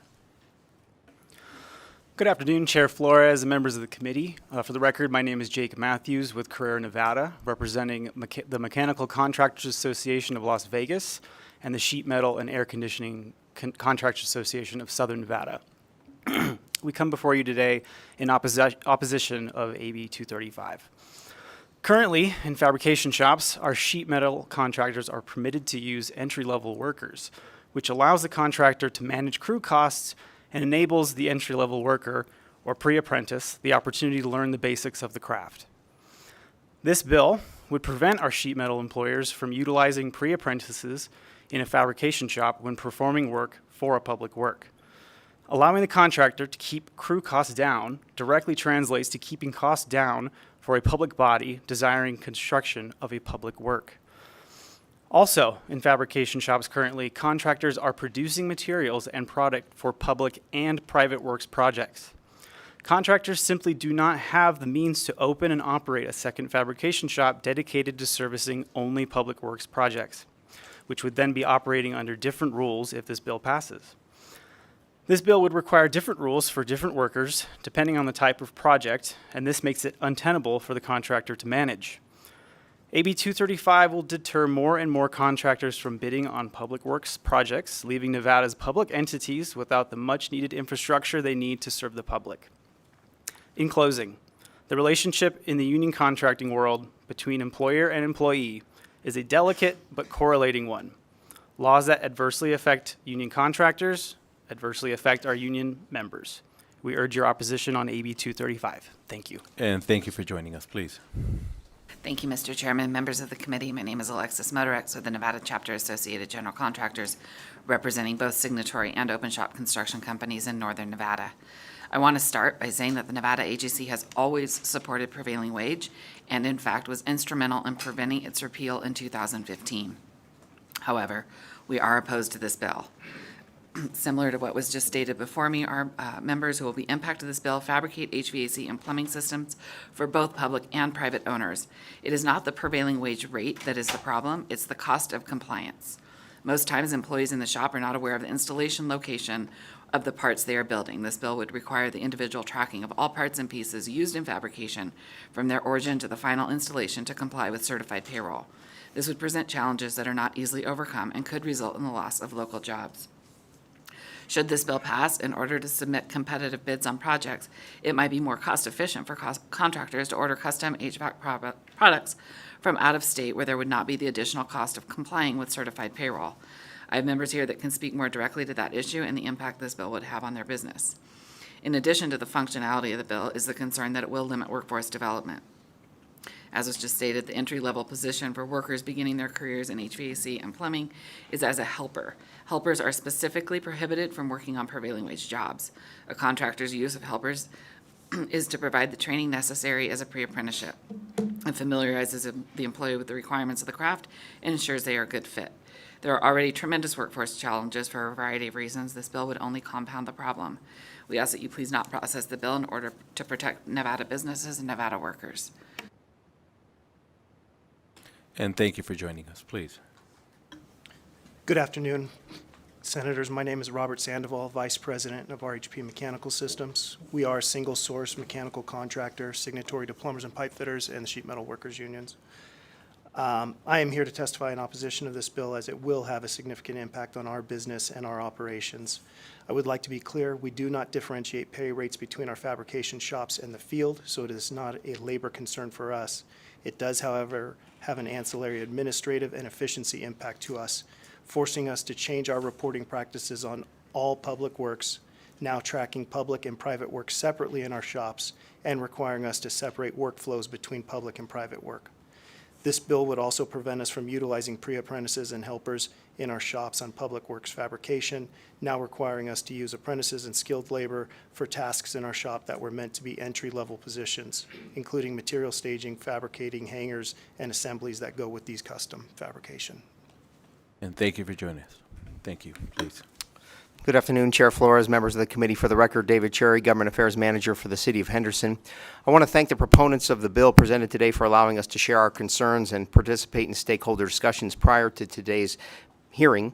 The City of Henderson remains opposed to AB 235 because of our ongoing concerns about our ability to ensure the payment of prevailing wages for the types of custom fabrication jobs that this legislation covers. This could result in the city being subject to enforcement complaints and/or lawsuits. AB 235 removes the bright line that has been in place with regards to prevailing wage being required when items are custom fabricated on a job site. What we will face instead is a guessing game regarding what constitutes a custom fabrication when it is done off-site, and this will become even more problematic if that work is done outside the Silver State or outside the borders of the United States. And we lack the ability to ascertain if prevailing wages apply and if they in fact are being paid. Thank you for your consideration of these concerns as you evaluate the bills and weigh its benefits versus the risk it creates for negative consequences that would impact local governments. And thank you for joining us, please. Thank you, Mr. Chair and members of the committee. My name is Stephen Wood, representing the Nevada League of Cities and Municipalities. The League is opposed to AB 235 for the reasons that were previously mentioned by my local government colleagues. This bill will be virtually impossible for local governments to enforce, and as well as the business community to implement and track. Other circumstances that exist today have already made it increasingly difficult for local governments, especially smaller local governments, to complete public works projects. This bill will only make it harder. So we appreciate your consideration and hearing our concerns. Thank you. And thank you for joining us. Please. Good evening, Mr. Chairman, members of the committee. Paul Murakin with the Vegas Chamber. First, I'd like to thank the proponents of the bill, of course, for meeting with the Chamber about this during the course of the session.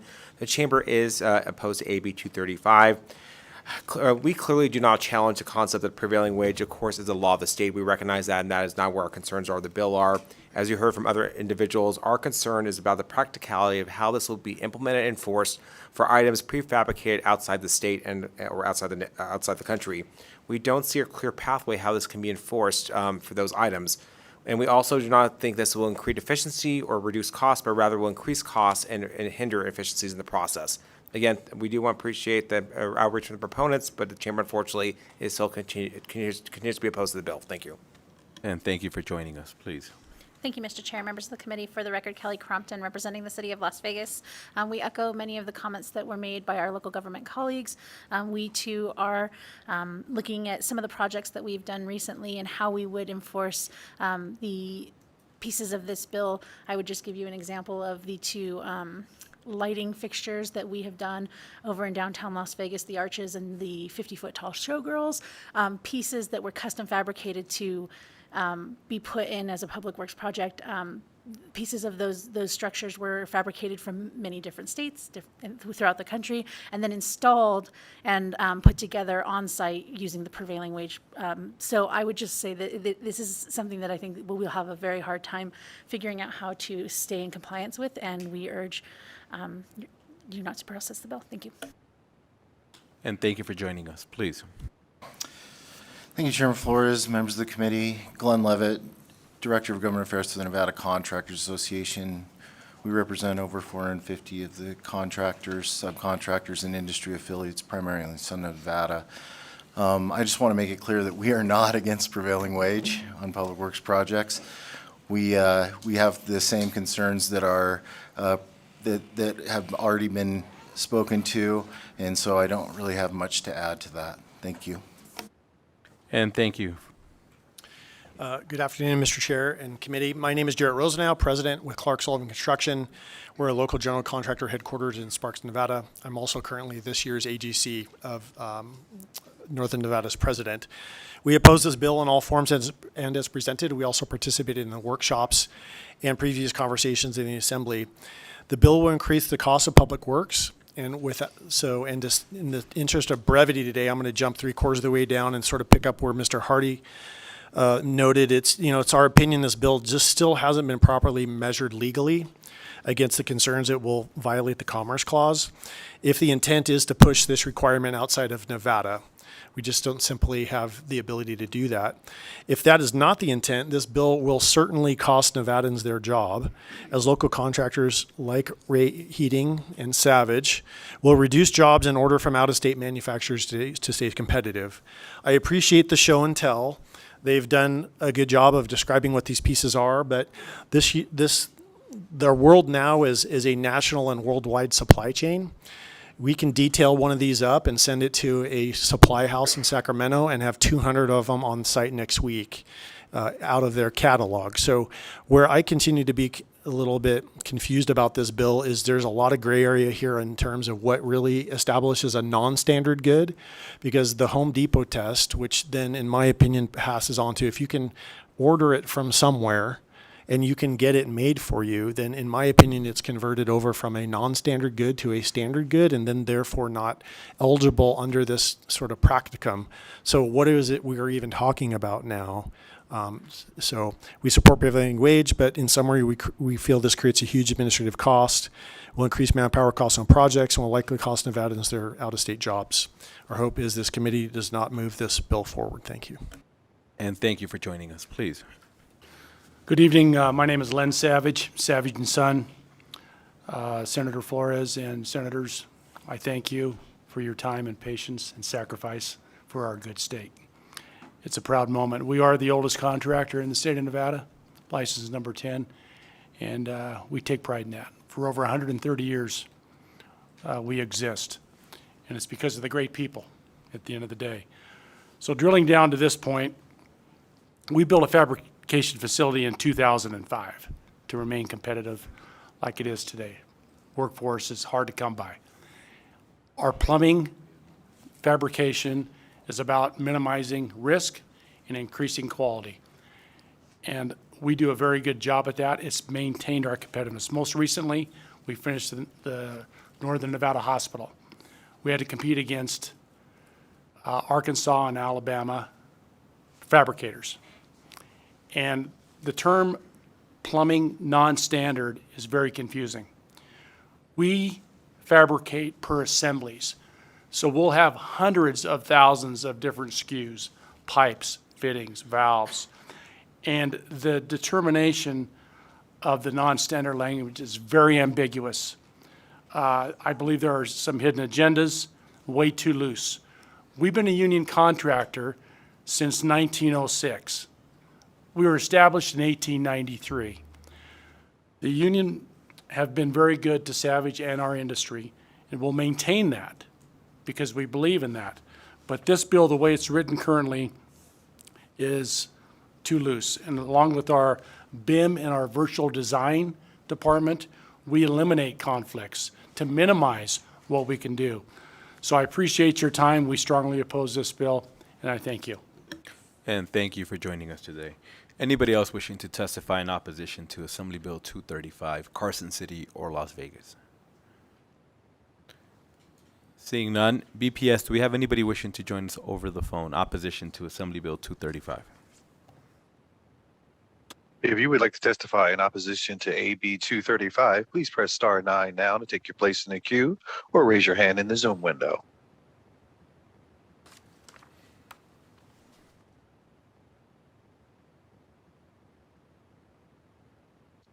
There are no callers choosing to testify at this time. Thank you. Is there anybody wishing to testify in the neutral position, BPS?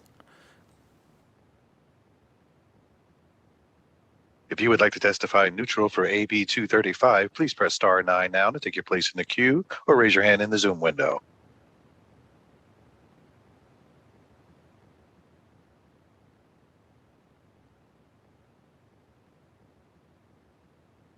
There are no callers choosing to testify at this time. And I see that our labor commissioner is back.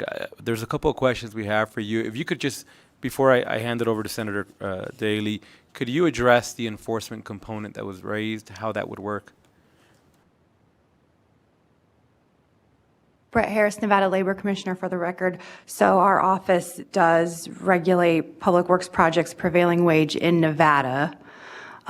We do communicate with out-of-state Labor Commission offices when there are out-of-state potential issues, but without knowing specifically what state we're talking about, I couldn't give you specifics as to what the agreement is or how that would operate.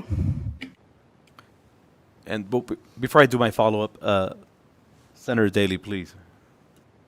Thank you, Mr. Chair. And Commissioner, I was wanting to just get some clarification. I know that there are some rules in regulation already regarding when prevailing wage applies for when you're site of the work, obviously, and there's a definition on that, but then you have dedicated sites and then non-dedicated sites. So if dedicated, you open up a pit, or you have a lay-down yard where you're tying iron or whatever you might be doing.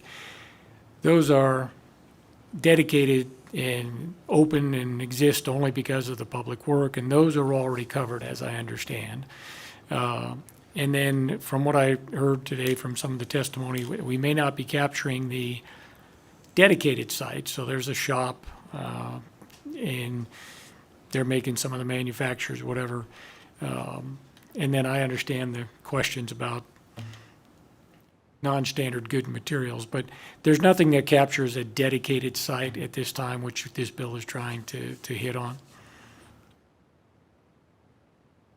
Brett Harris, Nevada Labor Commissioner, for the record. So if the site where things are being constructed for the public work is specific, if the work happening there is specific to the public work, that is covered.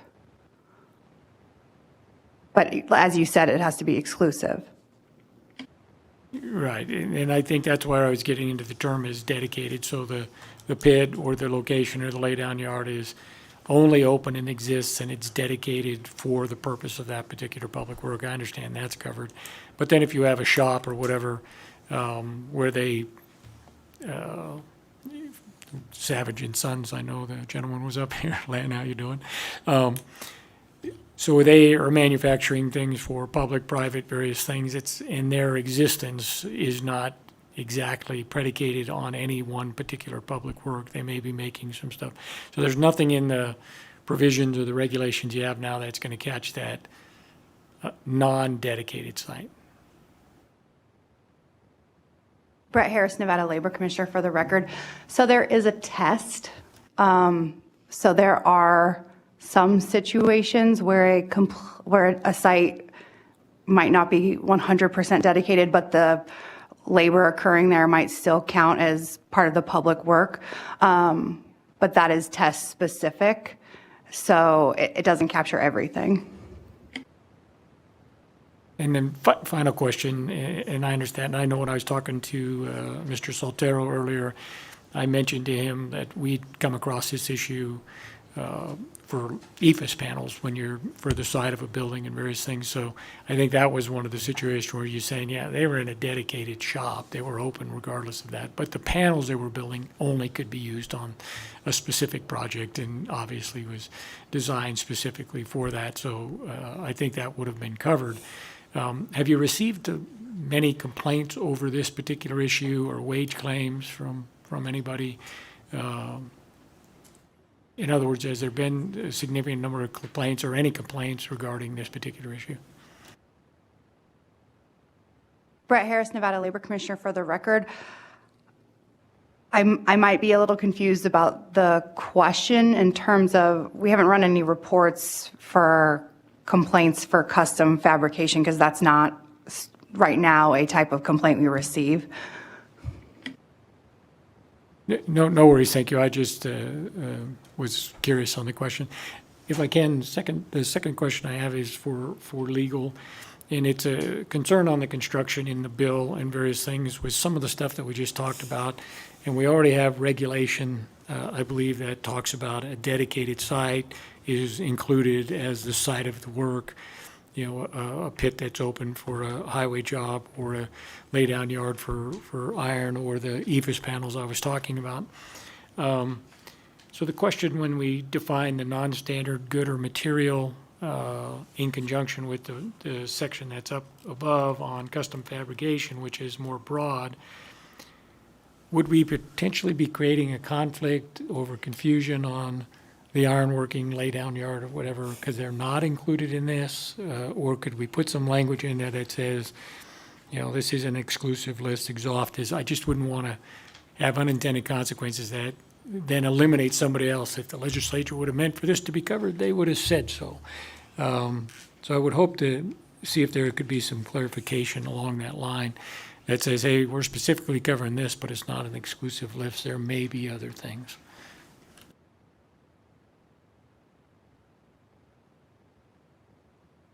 For the record, this is Heidi Clarkson with the Legislative Council Bureau. So the way the bill is structured now, I don't think it really addresses where the custom fabrication is taking place. What the bill requires is that a worker who performs custom fabrication get paid the prevailing wage on a public work project. So I don't think there's anything in here that specifically addresses one way or the other how that fits in with the location of where the custom fabrication takes place. I think that as far as the interpretation of the bill, would be a question for the Labor Commissioner to decide how to enforce that.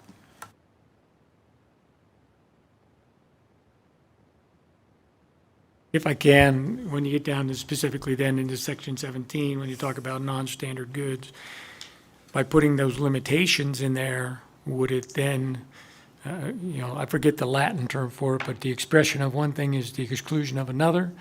I wouldn't want to get in a situation that we've expressed this to the exclusion of other possibilities that would be covered. Thank you. Again, Heidi Clarkson with the Legislative Council Bureau. The definition of non-standard good or material on page 4, line 30 of the bill, it's it includes without limitation. So it's not exclusive. I am terrible at Latin, and I know the phrase you're thinking of, Senator Daley, and I can't remember it off the top of my head. But because I think that the way it's structured is it includes without limitation, it doesn't necessarily lend itself to it being an exclusive list. However, I'm not sure it's clear what would be beyond what is listed in subsection 17. And I at least wanted to have that on the record. Senator Orenshaw knew the Latin term and passed it down. I just wanted to have that on the record to make sure that we weren't going to create a problem for something that weren't thinking of today, and wanted the Labor Commissioner to be able to hear that as well, and in potential interpretation and legislative intent. Not that I think the courts listen to us all that often, but nevertheless, we'll leave the judges for another day. Thank you, Senator Daley, and thank you to our Labor Commissioner for hanging in there with us and walking through that. Anybody else wishing to testify in the neutral position? Seeing none, we will invite our bill sponsors to please come back. Any closing remarks you may have.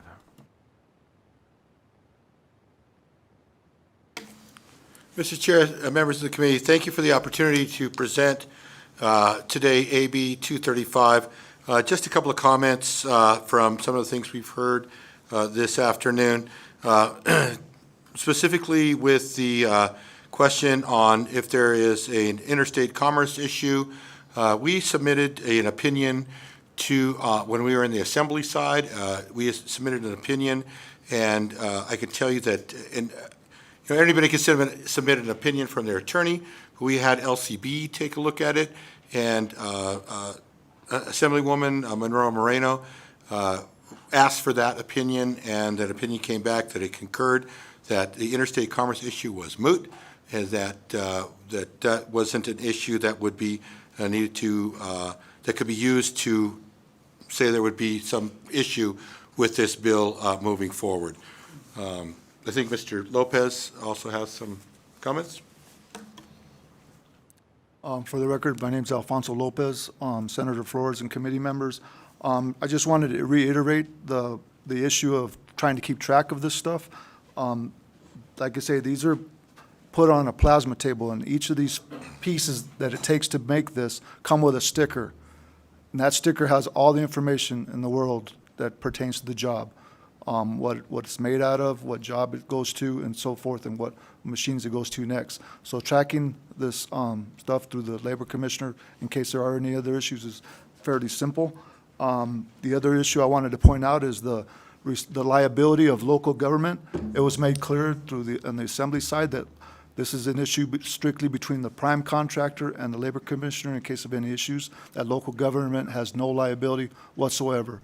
So these issues are always fixed and repaired through the Labor Commissioner's office. Senator Goycochea, please. I'm sorry, I've got to challenge that. Again, that payroll has to be certified by the local government. If you're going to give us off on this, we'll pass the bill, and if local government's no longer on the hook. Al Lopez for the record. Again, yeah, certified payroll reports are definitely a part of the issue. But again, the liability, I mean, it's enforced through the Labor Commissioner. If she would like to state or to concur with what I'm saying, it's strictly an issue between the prime contractor and the Labor Commissioner to get this right.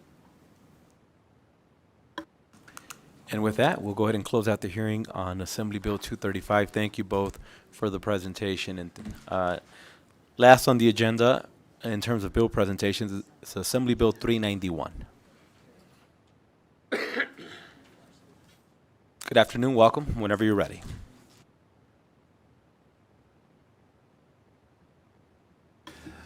Assemblywoman Danielle Moreno had a previous engagement, so if it's all right with the chair, I'll proceed. Good morning, good afternoon, Chair Flores and members of the committee. My name is Ronnie Young, and I represent the IBW Local 357. We are an affiliate of the Southern Nevada Building Trades Union. Our organization represents 30,000 skilled craft and trade workers across Southern Nevada.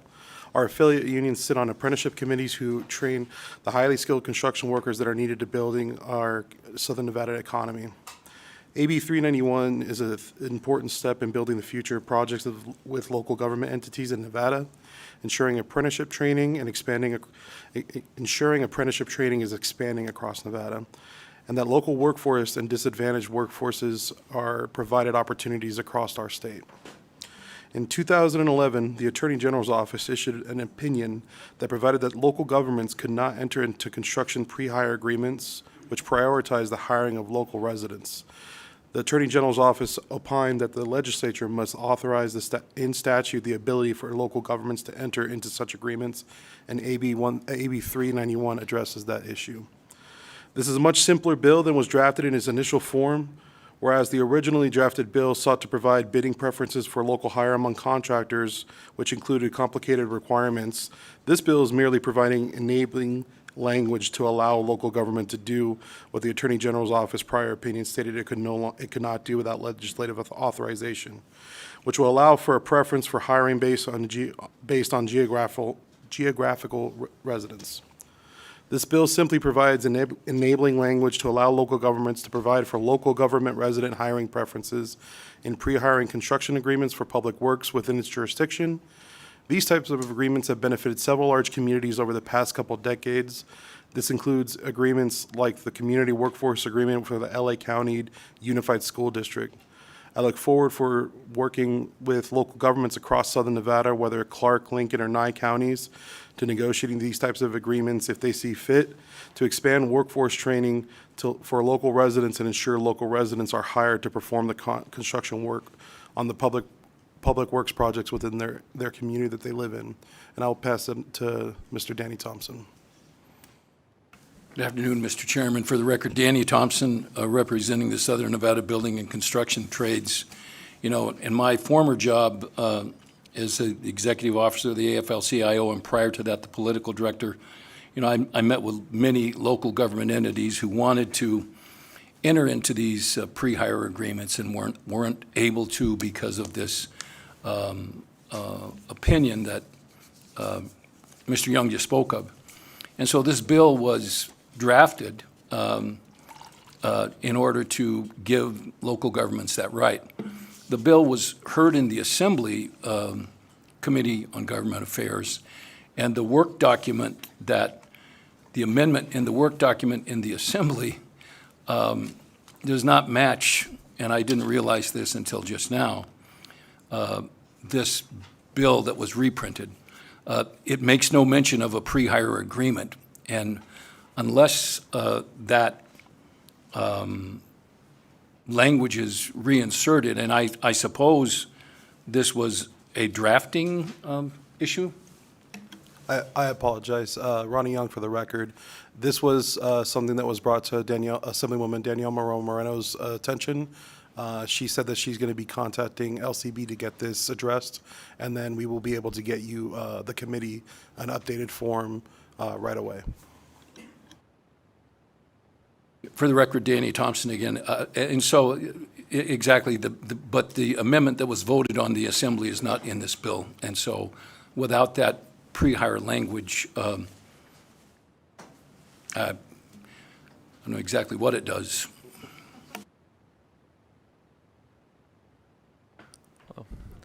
That's a fascinating presentation.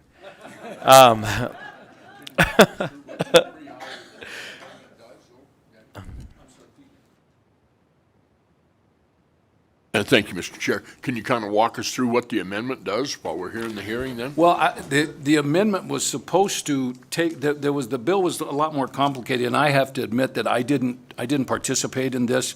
It took out all the bidding, it took out all the bidding language, and it put in basically two sections. The first section that, and I can read it to you, notwithstanding any provisions of this chapter, a local government or governing body of a local government may enter into a pre-hire agreement for the provisions of construction, labor, and public works. There's a series of public works projects or direct contractor hired to complete such a public work or services of the public works. To enter into such an agreement may contain within it a preference for hiring.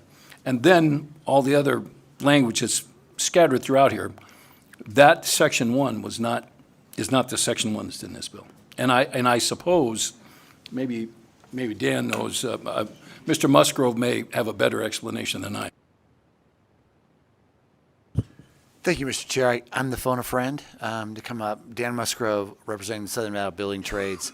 I think, again, I think the question has to be answered by legal why the pre-hire language was left out. But I think to the point of Senator Gokachia and really to this committee, the reason behind this bill initially was there is a Attorney General opinion back in 2011 by now Senator, then Attorney General Cortez Masto, that said it was a question by the City Attorney of Henderson whether you could do local hiring. Where you could mandate local preference for hiring. And her answer was no, because there is no statutory authority. So here we are in 2023, we decide with the help of our work with Danielle Monroe-Moreno, Assemblywoman Monroe-Moreno, it has been our intent to work with local governments to create these community workforce agreements where a local government in performing public works could bring their community into assisting with, working as a part of public works projects that are in their community.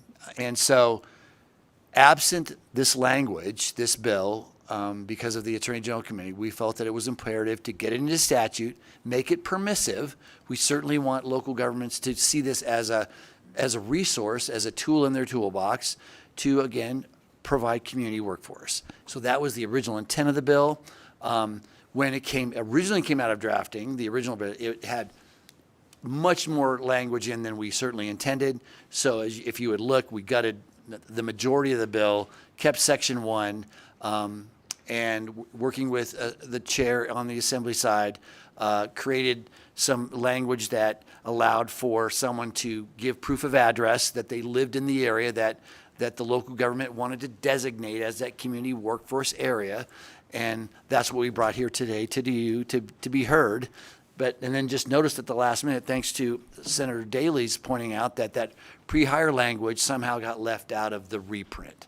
And I hope that helps the committee. And I think Senator Daley's going to be phone another friend, and he'll jump in on a little bit on it. Mr. Chairman, for the record, Danny Thompson, Senator Daley in the lobbyist room is known as F. Lee Daley.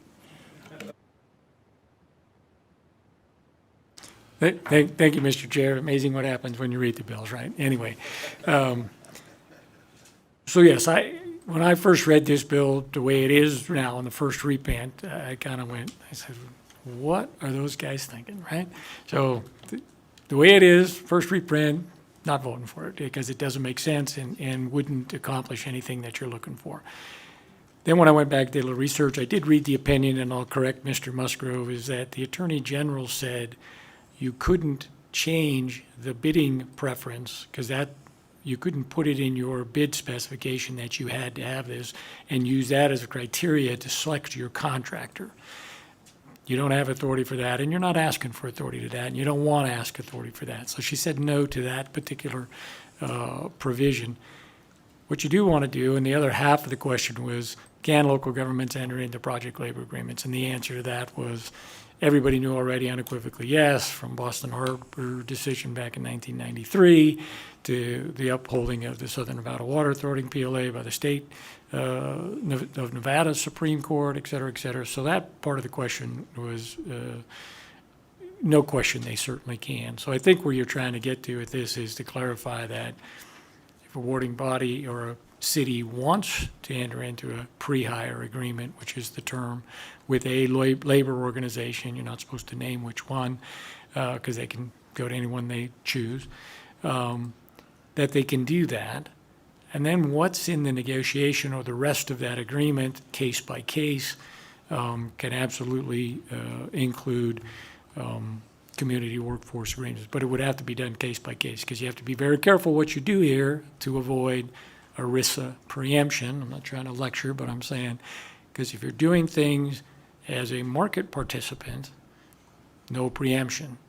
If you say and mandate it, prescribe it, it's going to be like this on every single one, and you're making a regulatory statement, you're going to be preempted. So we got to be very careful. I spoke to the sponsor of the bills, Assemblywoman Monroe Moreno. I said, if with your permission, I'll work with everybody to try to get this to where they want to be.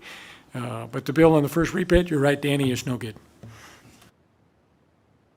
Mr. Chairman, for the record, Danny Thompson, I can give you this amendment that was approved in the Assembly work document. And I know, just for the sake of clarity for our team, if you could just walk us through a pre-hire agreement so that when we're working in the redraft, our legal can be spot on with that. Well, you know, any project labor agreement is basically a pre-hire agreement that's entered into between the owner and the union. Those agreements it's just that, it's an agreement. In the case of the first one that I was involved with was the construction of the Venetian Hotel, where the Sands wanted to be able to have non-union contractors have 7 employees and then 7 union employees on the job. That has been struck from local agreements now.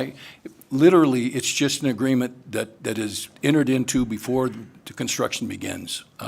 And because it's a contract, I mean, it's up to the negotiating parties to put whatever they want in there, actually.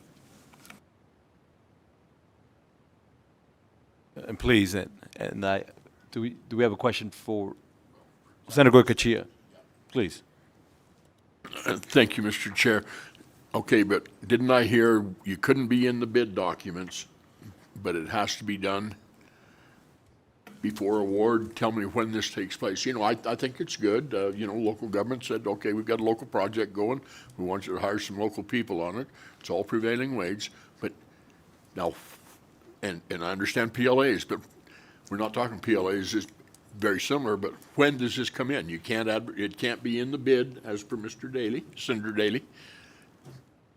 But shortly behind that, before you award, when do you do it? I'm just trying to figure out as local government. Well, you can do it at any time, and in the case of I'll give you a good example. The Southern Nevada Water Authority had to put, because there was only one straw in Lake Mead, you know, they wanted to improve that and put multiple straws into the lake. And they needed to have the workers on time and all the skilled workers that, available to do that job. So they entered into that agreement before they started the job. So, all of the bidding language was taken out of this, but it's entered into before you start the job. It's an agreement between the owner and to do the project. And please, we'll go to you. Please, go ahead. Mr. Chair, Ronnie Young for the record. The intent of this bill is to allow for the option of consideration of a community workforce agreement with local government. That is what this intended. It is merely the option for local government to engage in such an agreement and have it open. There are no mandates in this bill. There are no binding language in this bill. It is simply trying to open up that dialogue where if local government chose to do so, to engage in some type of local hire agreements. That's the bottom line of this bill. It's just to open up that type of dialogue if the local government so chose to. Thank you. Senator Daley, please. Thank you, Mr. Chair. And just some clarification and hopefully try to answer my friend from Eureka's question on that. The way that it would work the public body would have to negotiate an agreement with one of the labor organizations or everything to do, and they can adopt that project labor agreement, and that's how it will be done, which can include the community workforce portion that they've negotiated, whatever it might be, project, case by case, project by project. And then they would bid it the normal way they bid it, whether they do CMAR, whether they do hard bid, whatever, and then make the selection, not based on anything in the agreement, but what's in the law. So they're going to select the contractor. Then once they've selected the contractor, they would have in the bid specs that whoever gets selected under the normal bidding process would have to then do a letter of assent and sign on to this project agreement and everybody underneath it. That's the way it's been done. That's the way it would stand up to legal scrutiny and a preemption and the rest of it. So local government would have control, negotiate what it's going to be, and then say this is just one of the conditions if you're the successful bidder without changing anything in the bidding laws. Whoever the low bidder is, whoever you selected on a design build, whoever you selected on CMAR, however you went about it. And then that project labor agreement or the workforce agreement or the community workforce agreement, whatever you wanted to call it, would then apply to the successful bidder. Thank you to our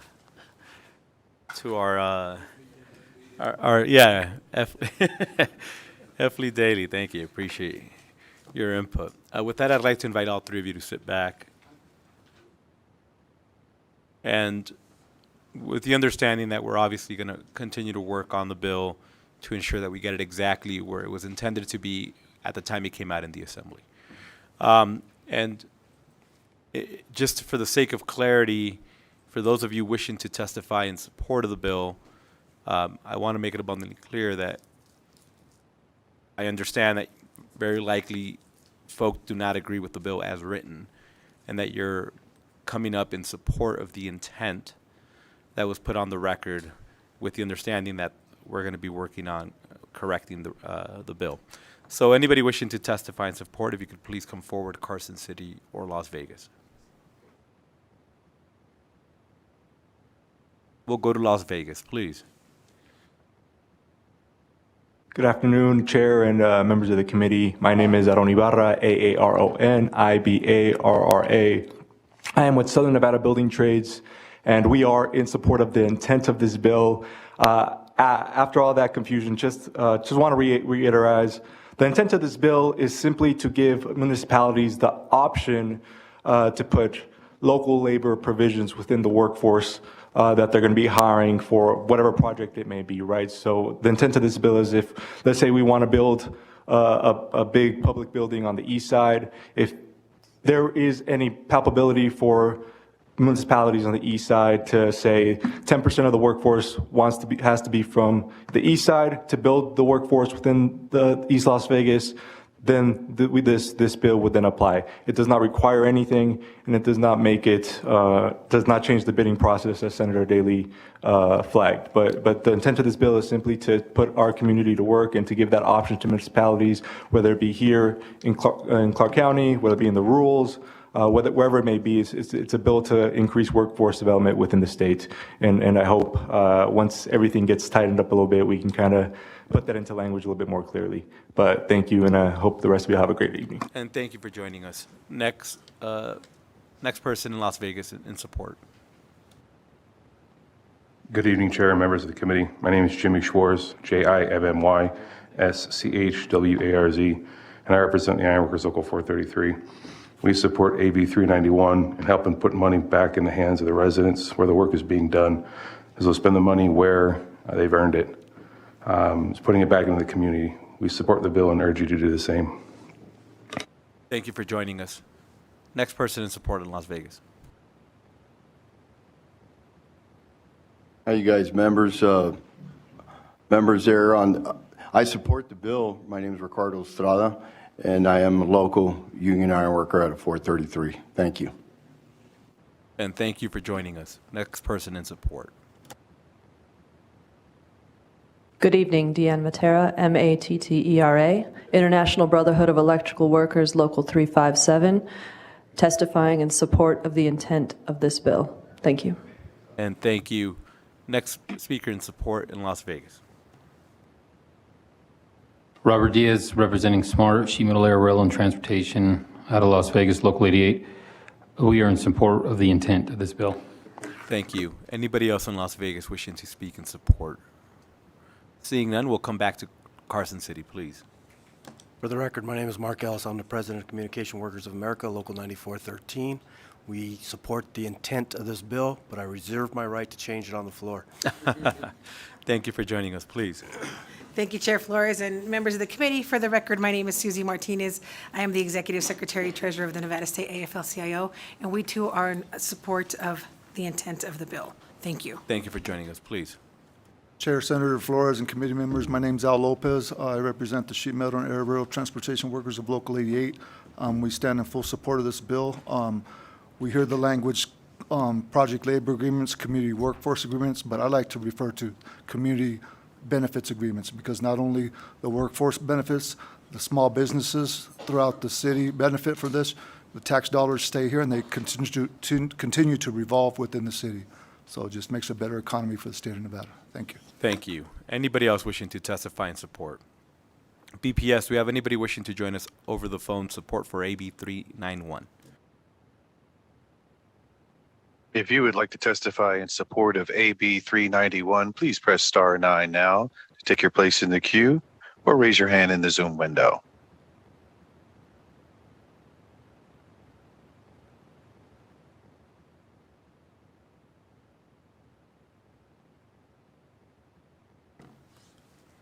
Good afternoon, Chair Flores and members of the committee. For the record, my name is Russ James, RUSSJAMES.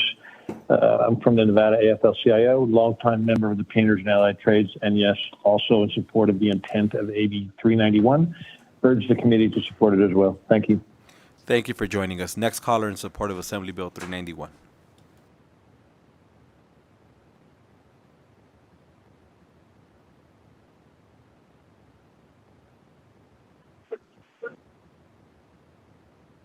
Evening, Chair. My name is Bob Horton, BOBHORTON. I represent the Iron Workers of Southern Nevada, Local 433. We are in support of this. Nevada working men and women and their families need to come first. Thank you. Thank you for joining us. Next caller in support.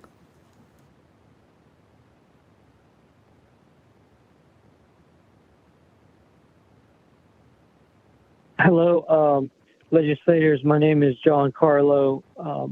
I am a member of the Iron Workers Local 433. I'm calling in support of this bill and asking you guys to please put me to work and use the money, the tax money that we pay here locally. Use it here, please. And we would appreciate it so much. Have a good night. And thank you for joining us. Next caller in support.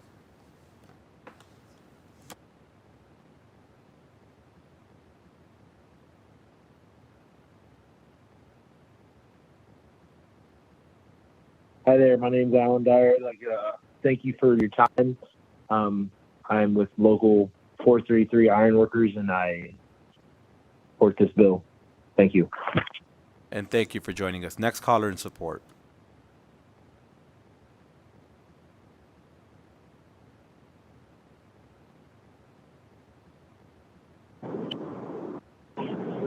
Good afternoon, Chairman. My name is Dion Klug, Dionne-Klug. I'm with the United Food and Commercial Workers Union, Local 711 out of Las Vegas, and we support the intent of this bill. Thank you. And thank you for joining us. Next caller in support.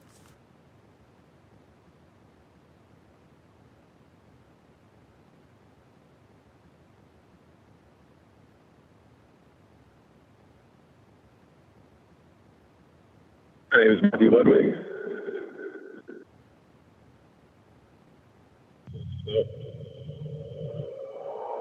Yes, we can hear you. Oh, sorry. Matthew Ludwig, Ludwig. I am calling Las Vegas Local 433 in support of this bill. I've personally seen jobs lost here from people coming out of state while we have hiring halls full of local members willing to work. And thank you for joining us. Next caller in support.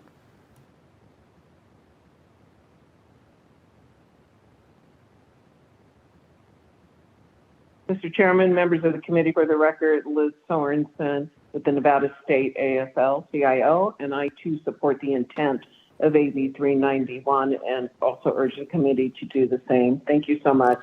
And thank you for joining us. Next caller in support.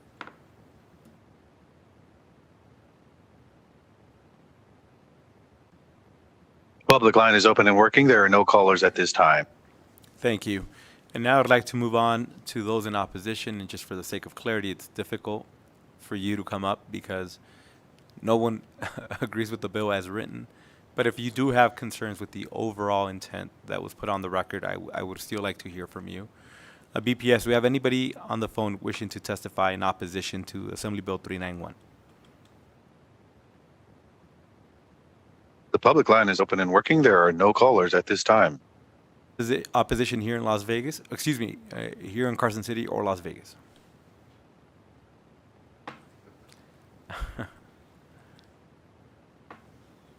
Whenever you're ready.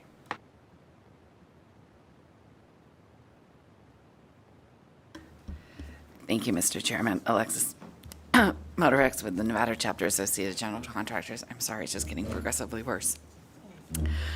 The agency is committed to recruiting more people, including from disadvantaged areas and communities, into high-paying middle-class construction careers.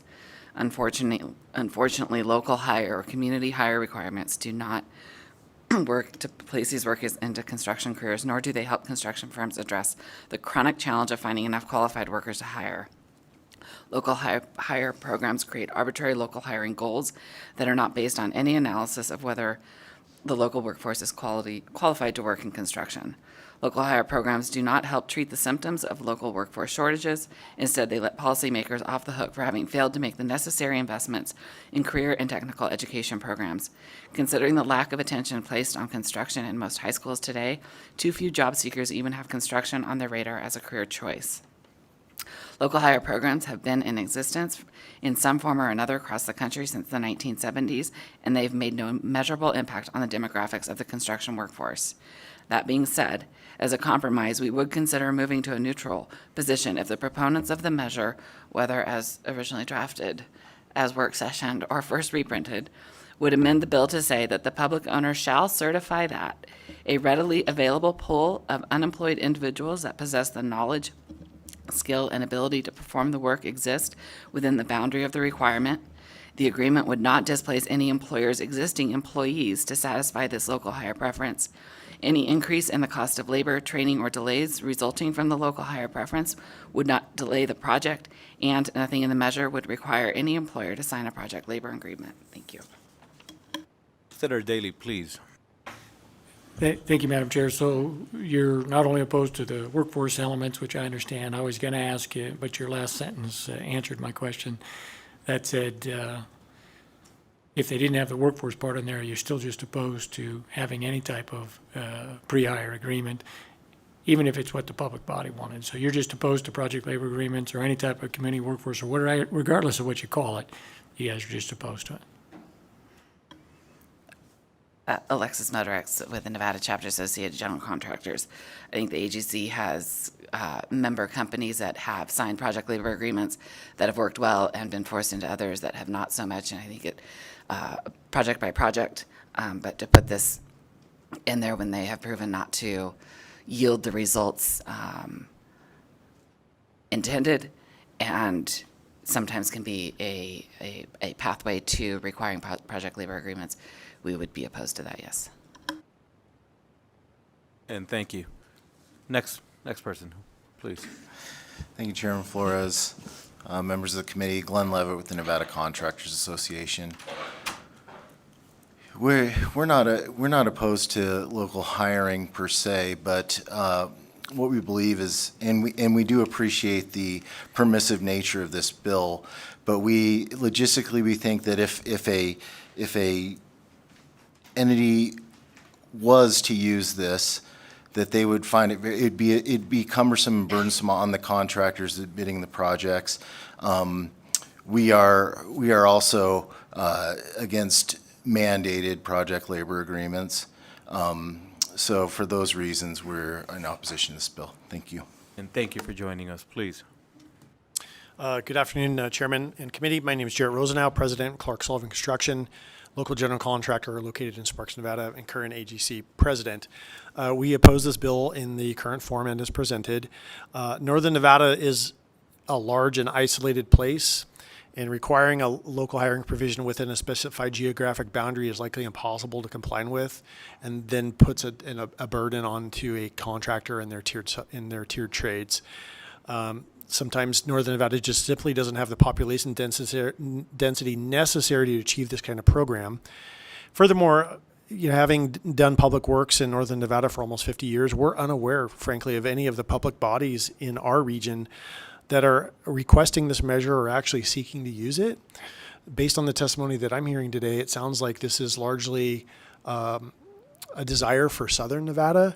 So if that is the desire, perhaps an amendment could be to request a population cap on the bill that would limit it to Clark County only. Thank you for the opportunity today. And thank you for joining us, please.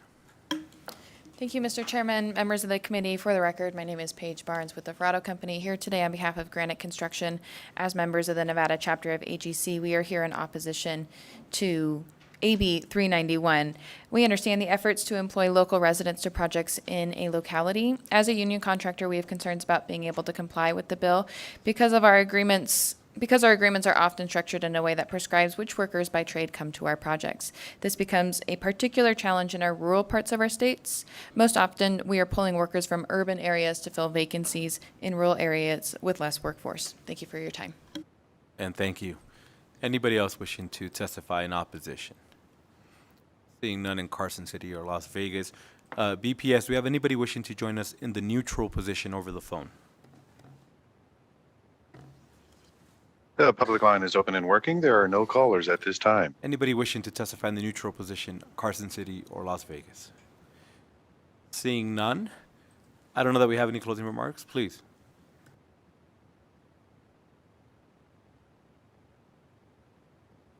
Thank you, Mr. Chair. Ronnie Young for the record. I'd like to first thank the committee for their flexibility and understanding.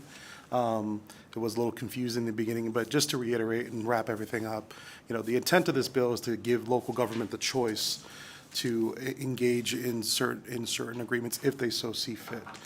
Again, there is no mandates. There are no mandated language or agreements in this language. That has been removed because we saw the complicated nature of that, and we're just wanting to add another tool to the municipality's toolbox if they so see fit to use such a thing. So I appreciate your flexibility and understanding, and thank you for everything. Thank you. And with that, we'll go ahead and close out the hearing on Assembly Bill 391, and we'll commit to diligently working. We will get the language where we wanted it and where it was intended to be. Last on the agenda is public comment. Anybody wishing to join us for public comment, Carson City or Las Vegas?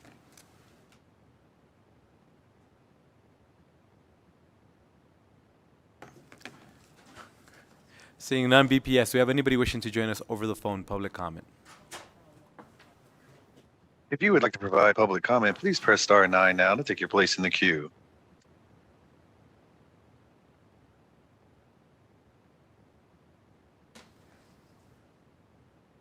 The public line is open and working. There are no callers at this time. Thank you. Members, I want to give you a quick lay of the land for Friday, Monday, and Wednesday. The intent is for us not to meet this Friday and allow you to spend some time with the mothers in your family. We will be here on Monday, and Monday we will be meeting at one of, and I don't intend to confuse the committee, but I just want to give some direction. It's my understanding that the 1 o'clock committee meetings, which is education and judiciary, may be starting earlier on Monday. So it is my intent for us on both Monday and Wednesday, assuming that those committees get out early, that we meet immediately upon adjournment so that we could immediately get to work.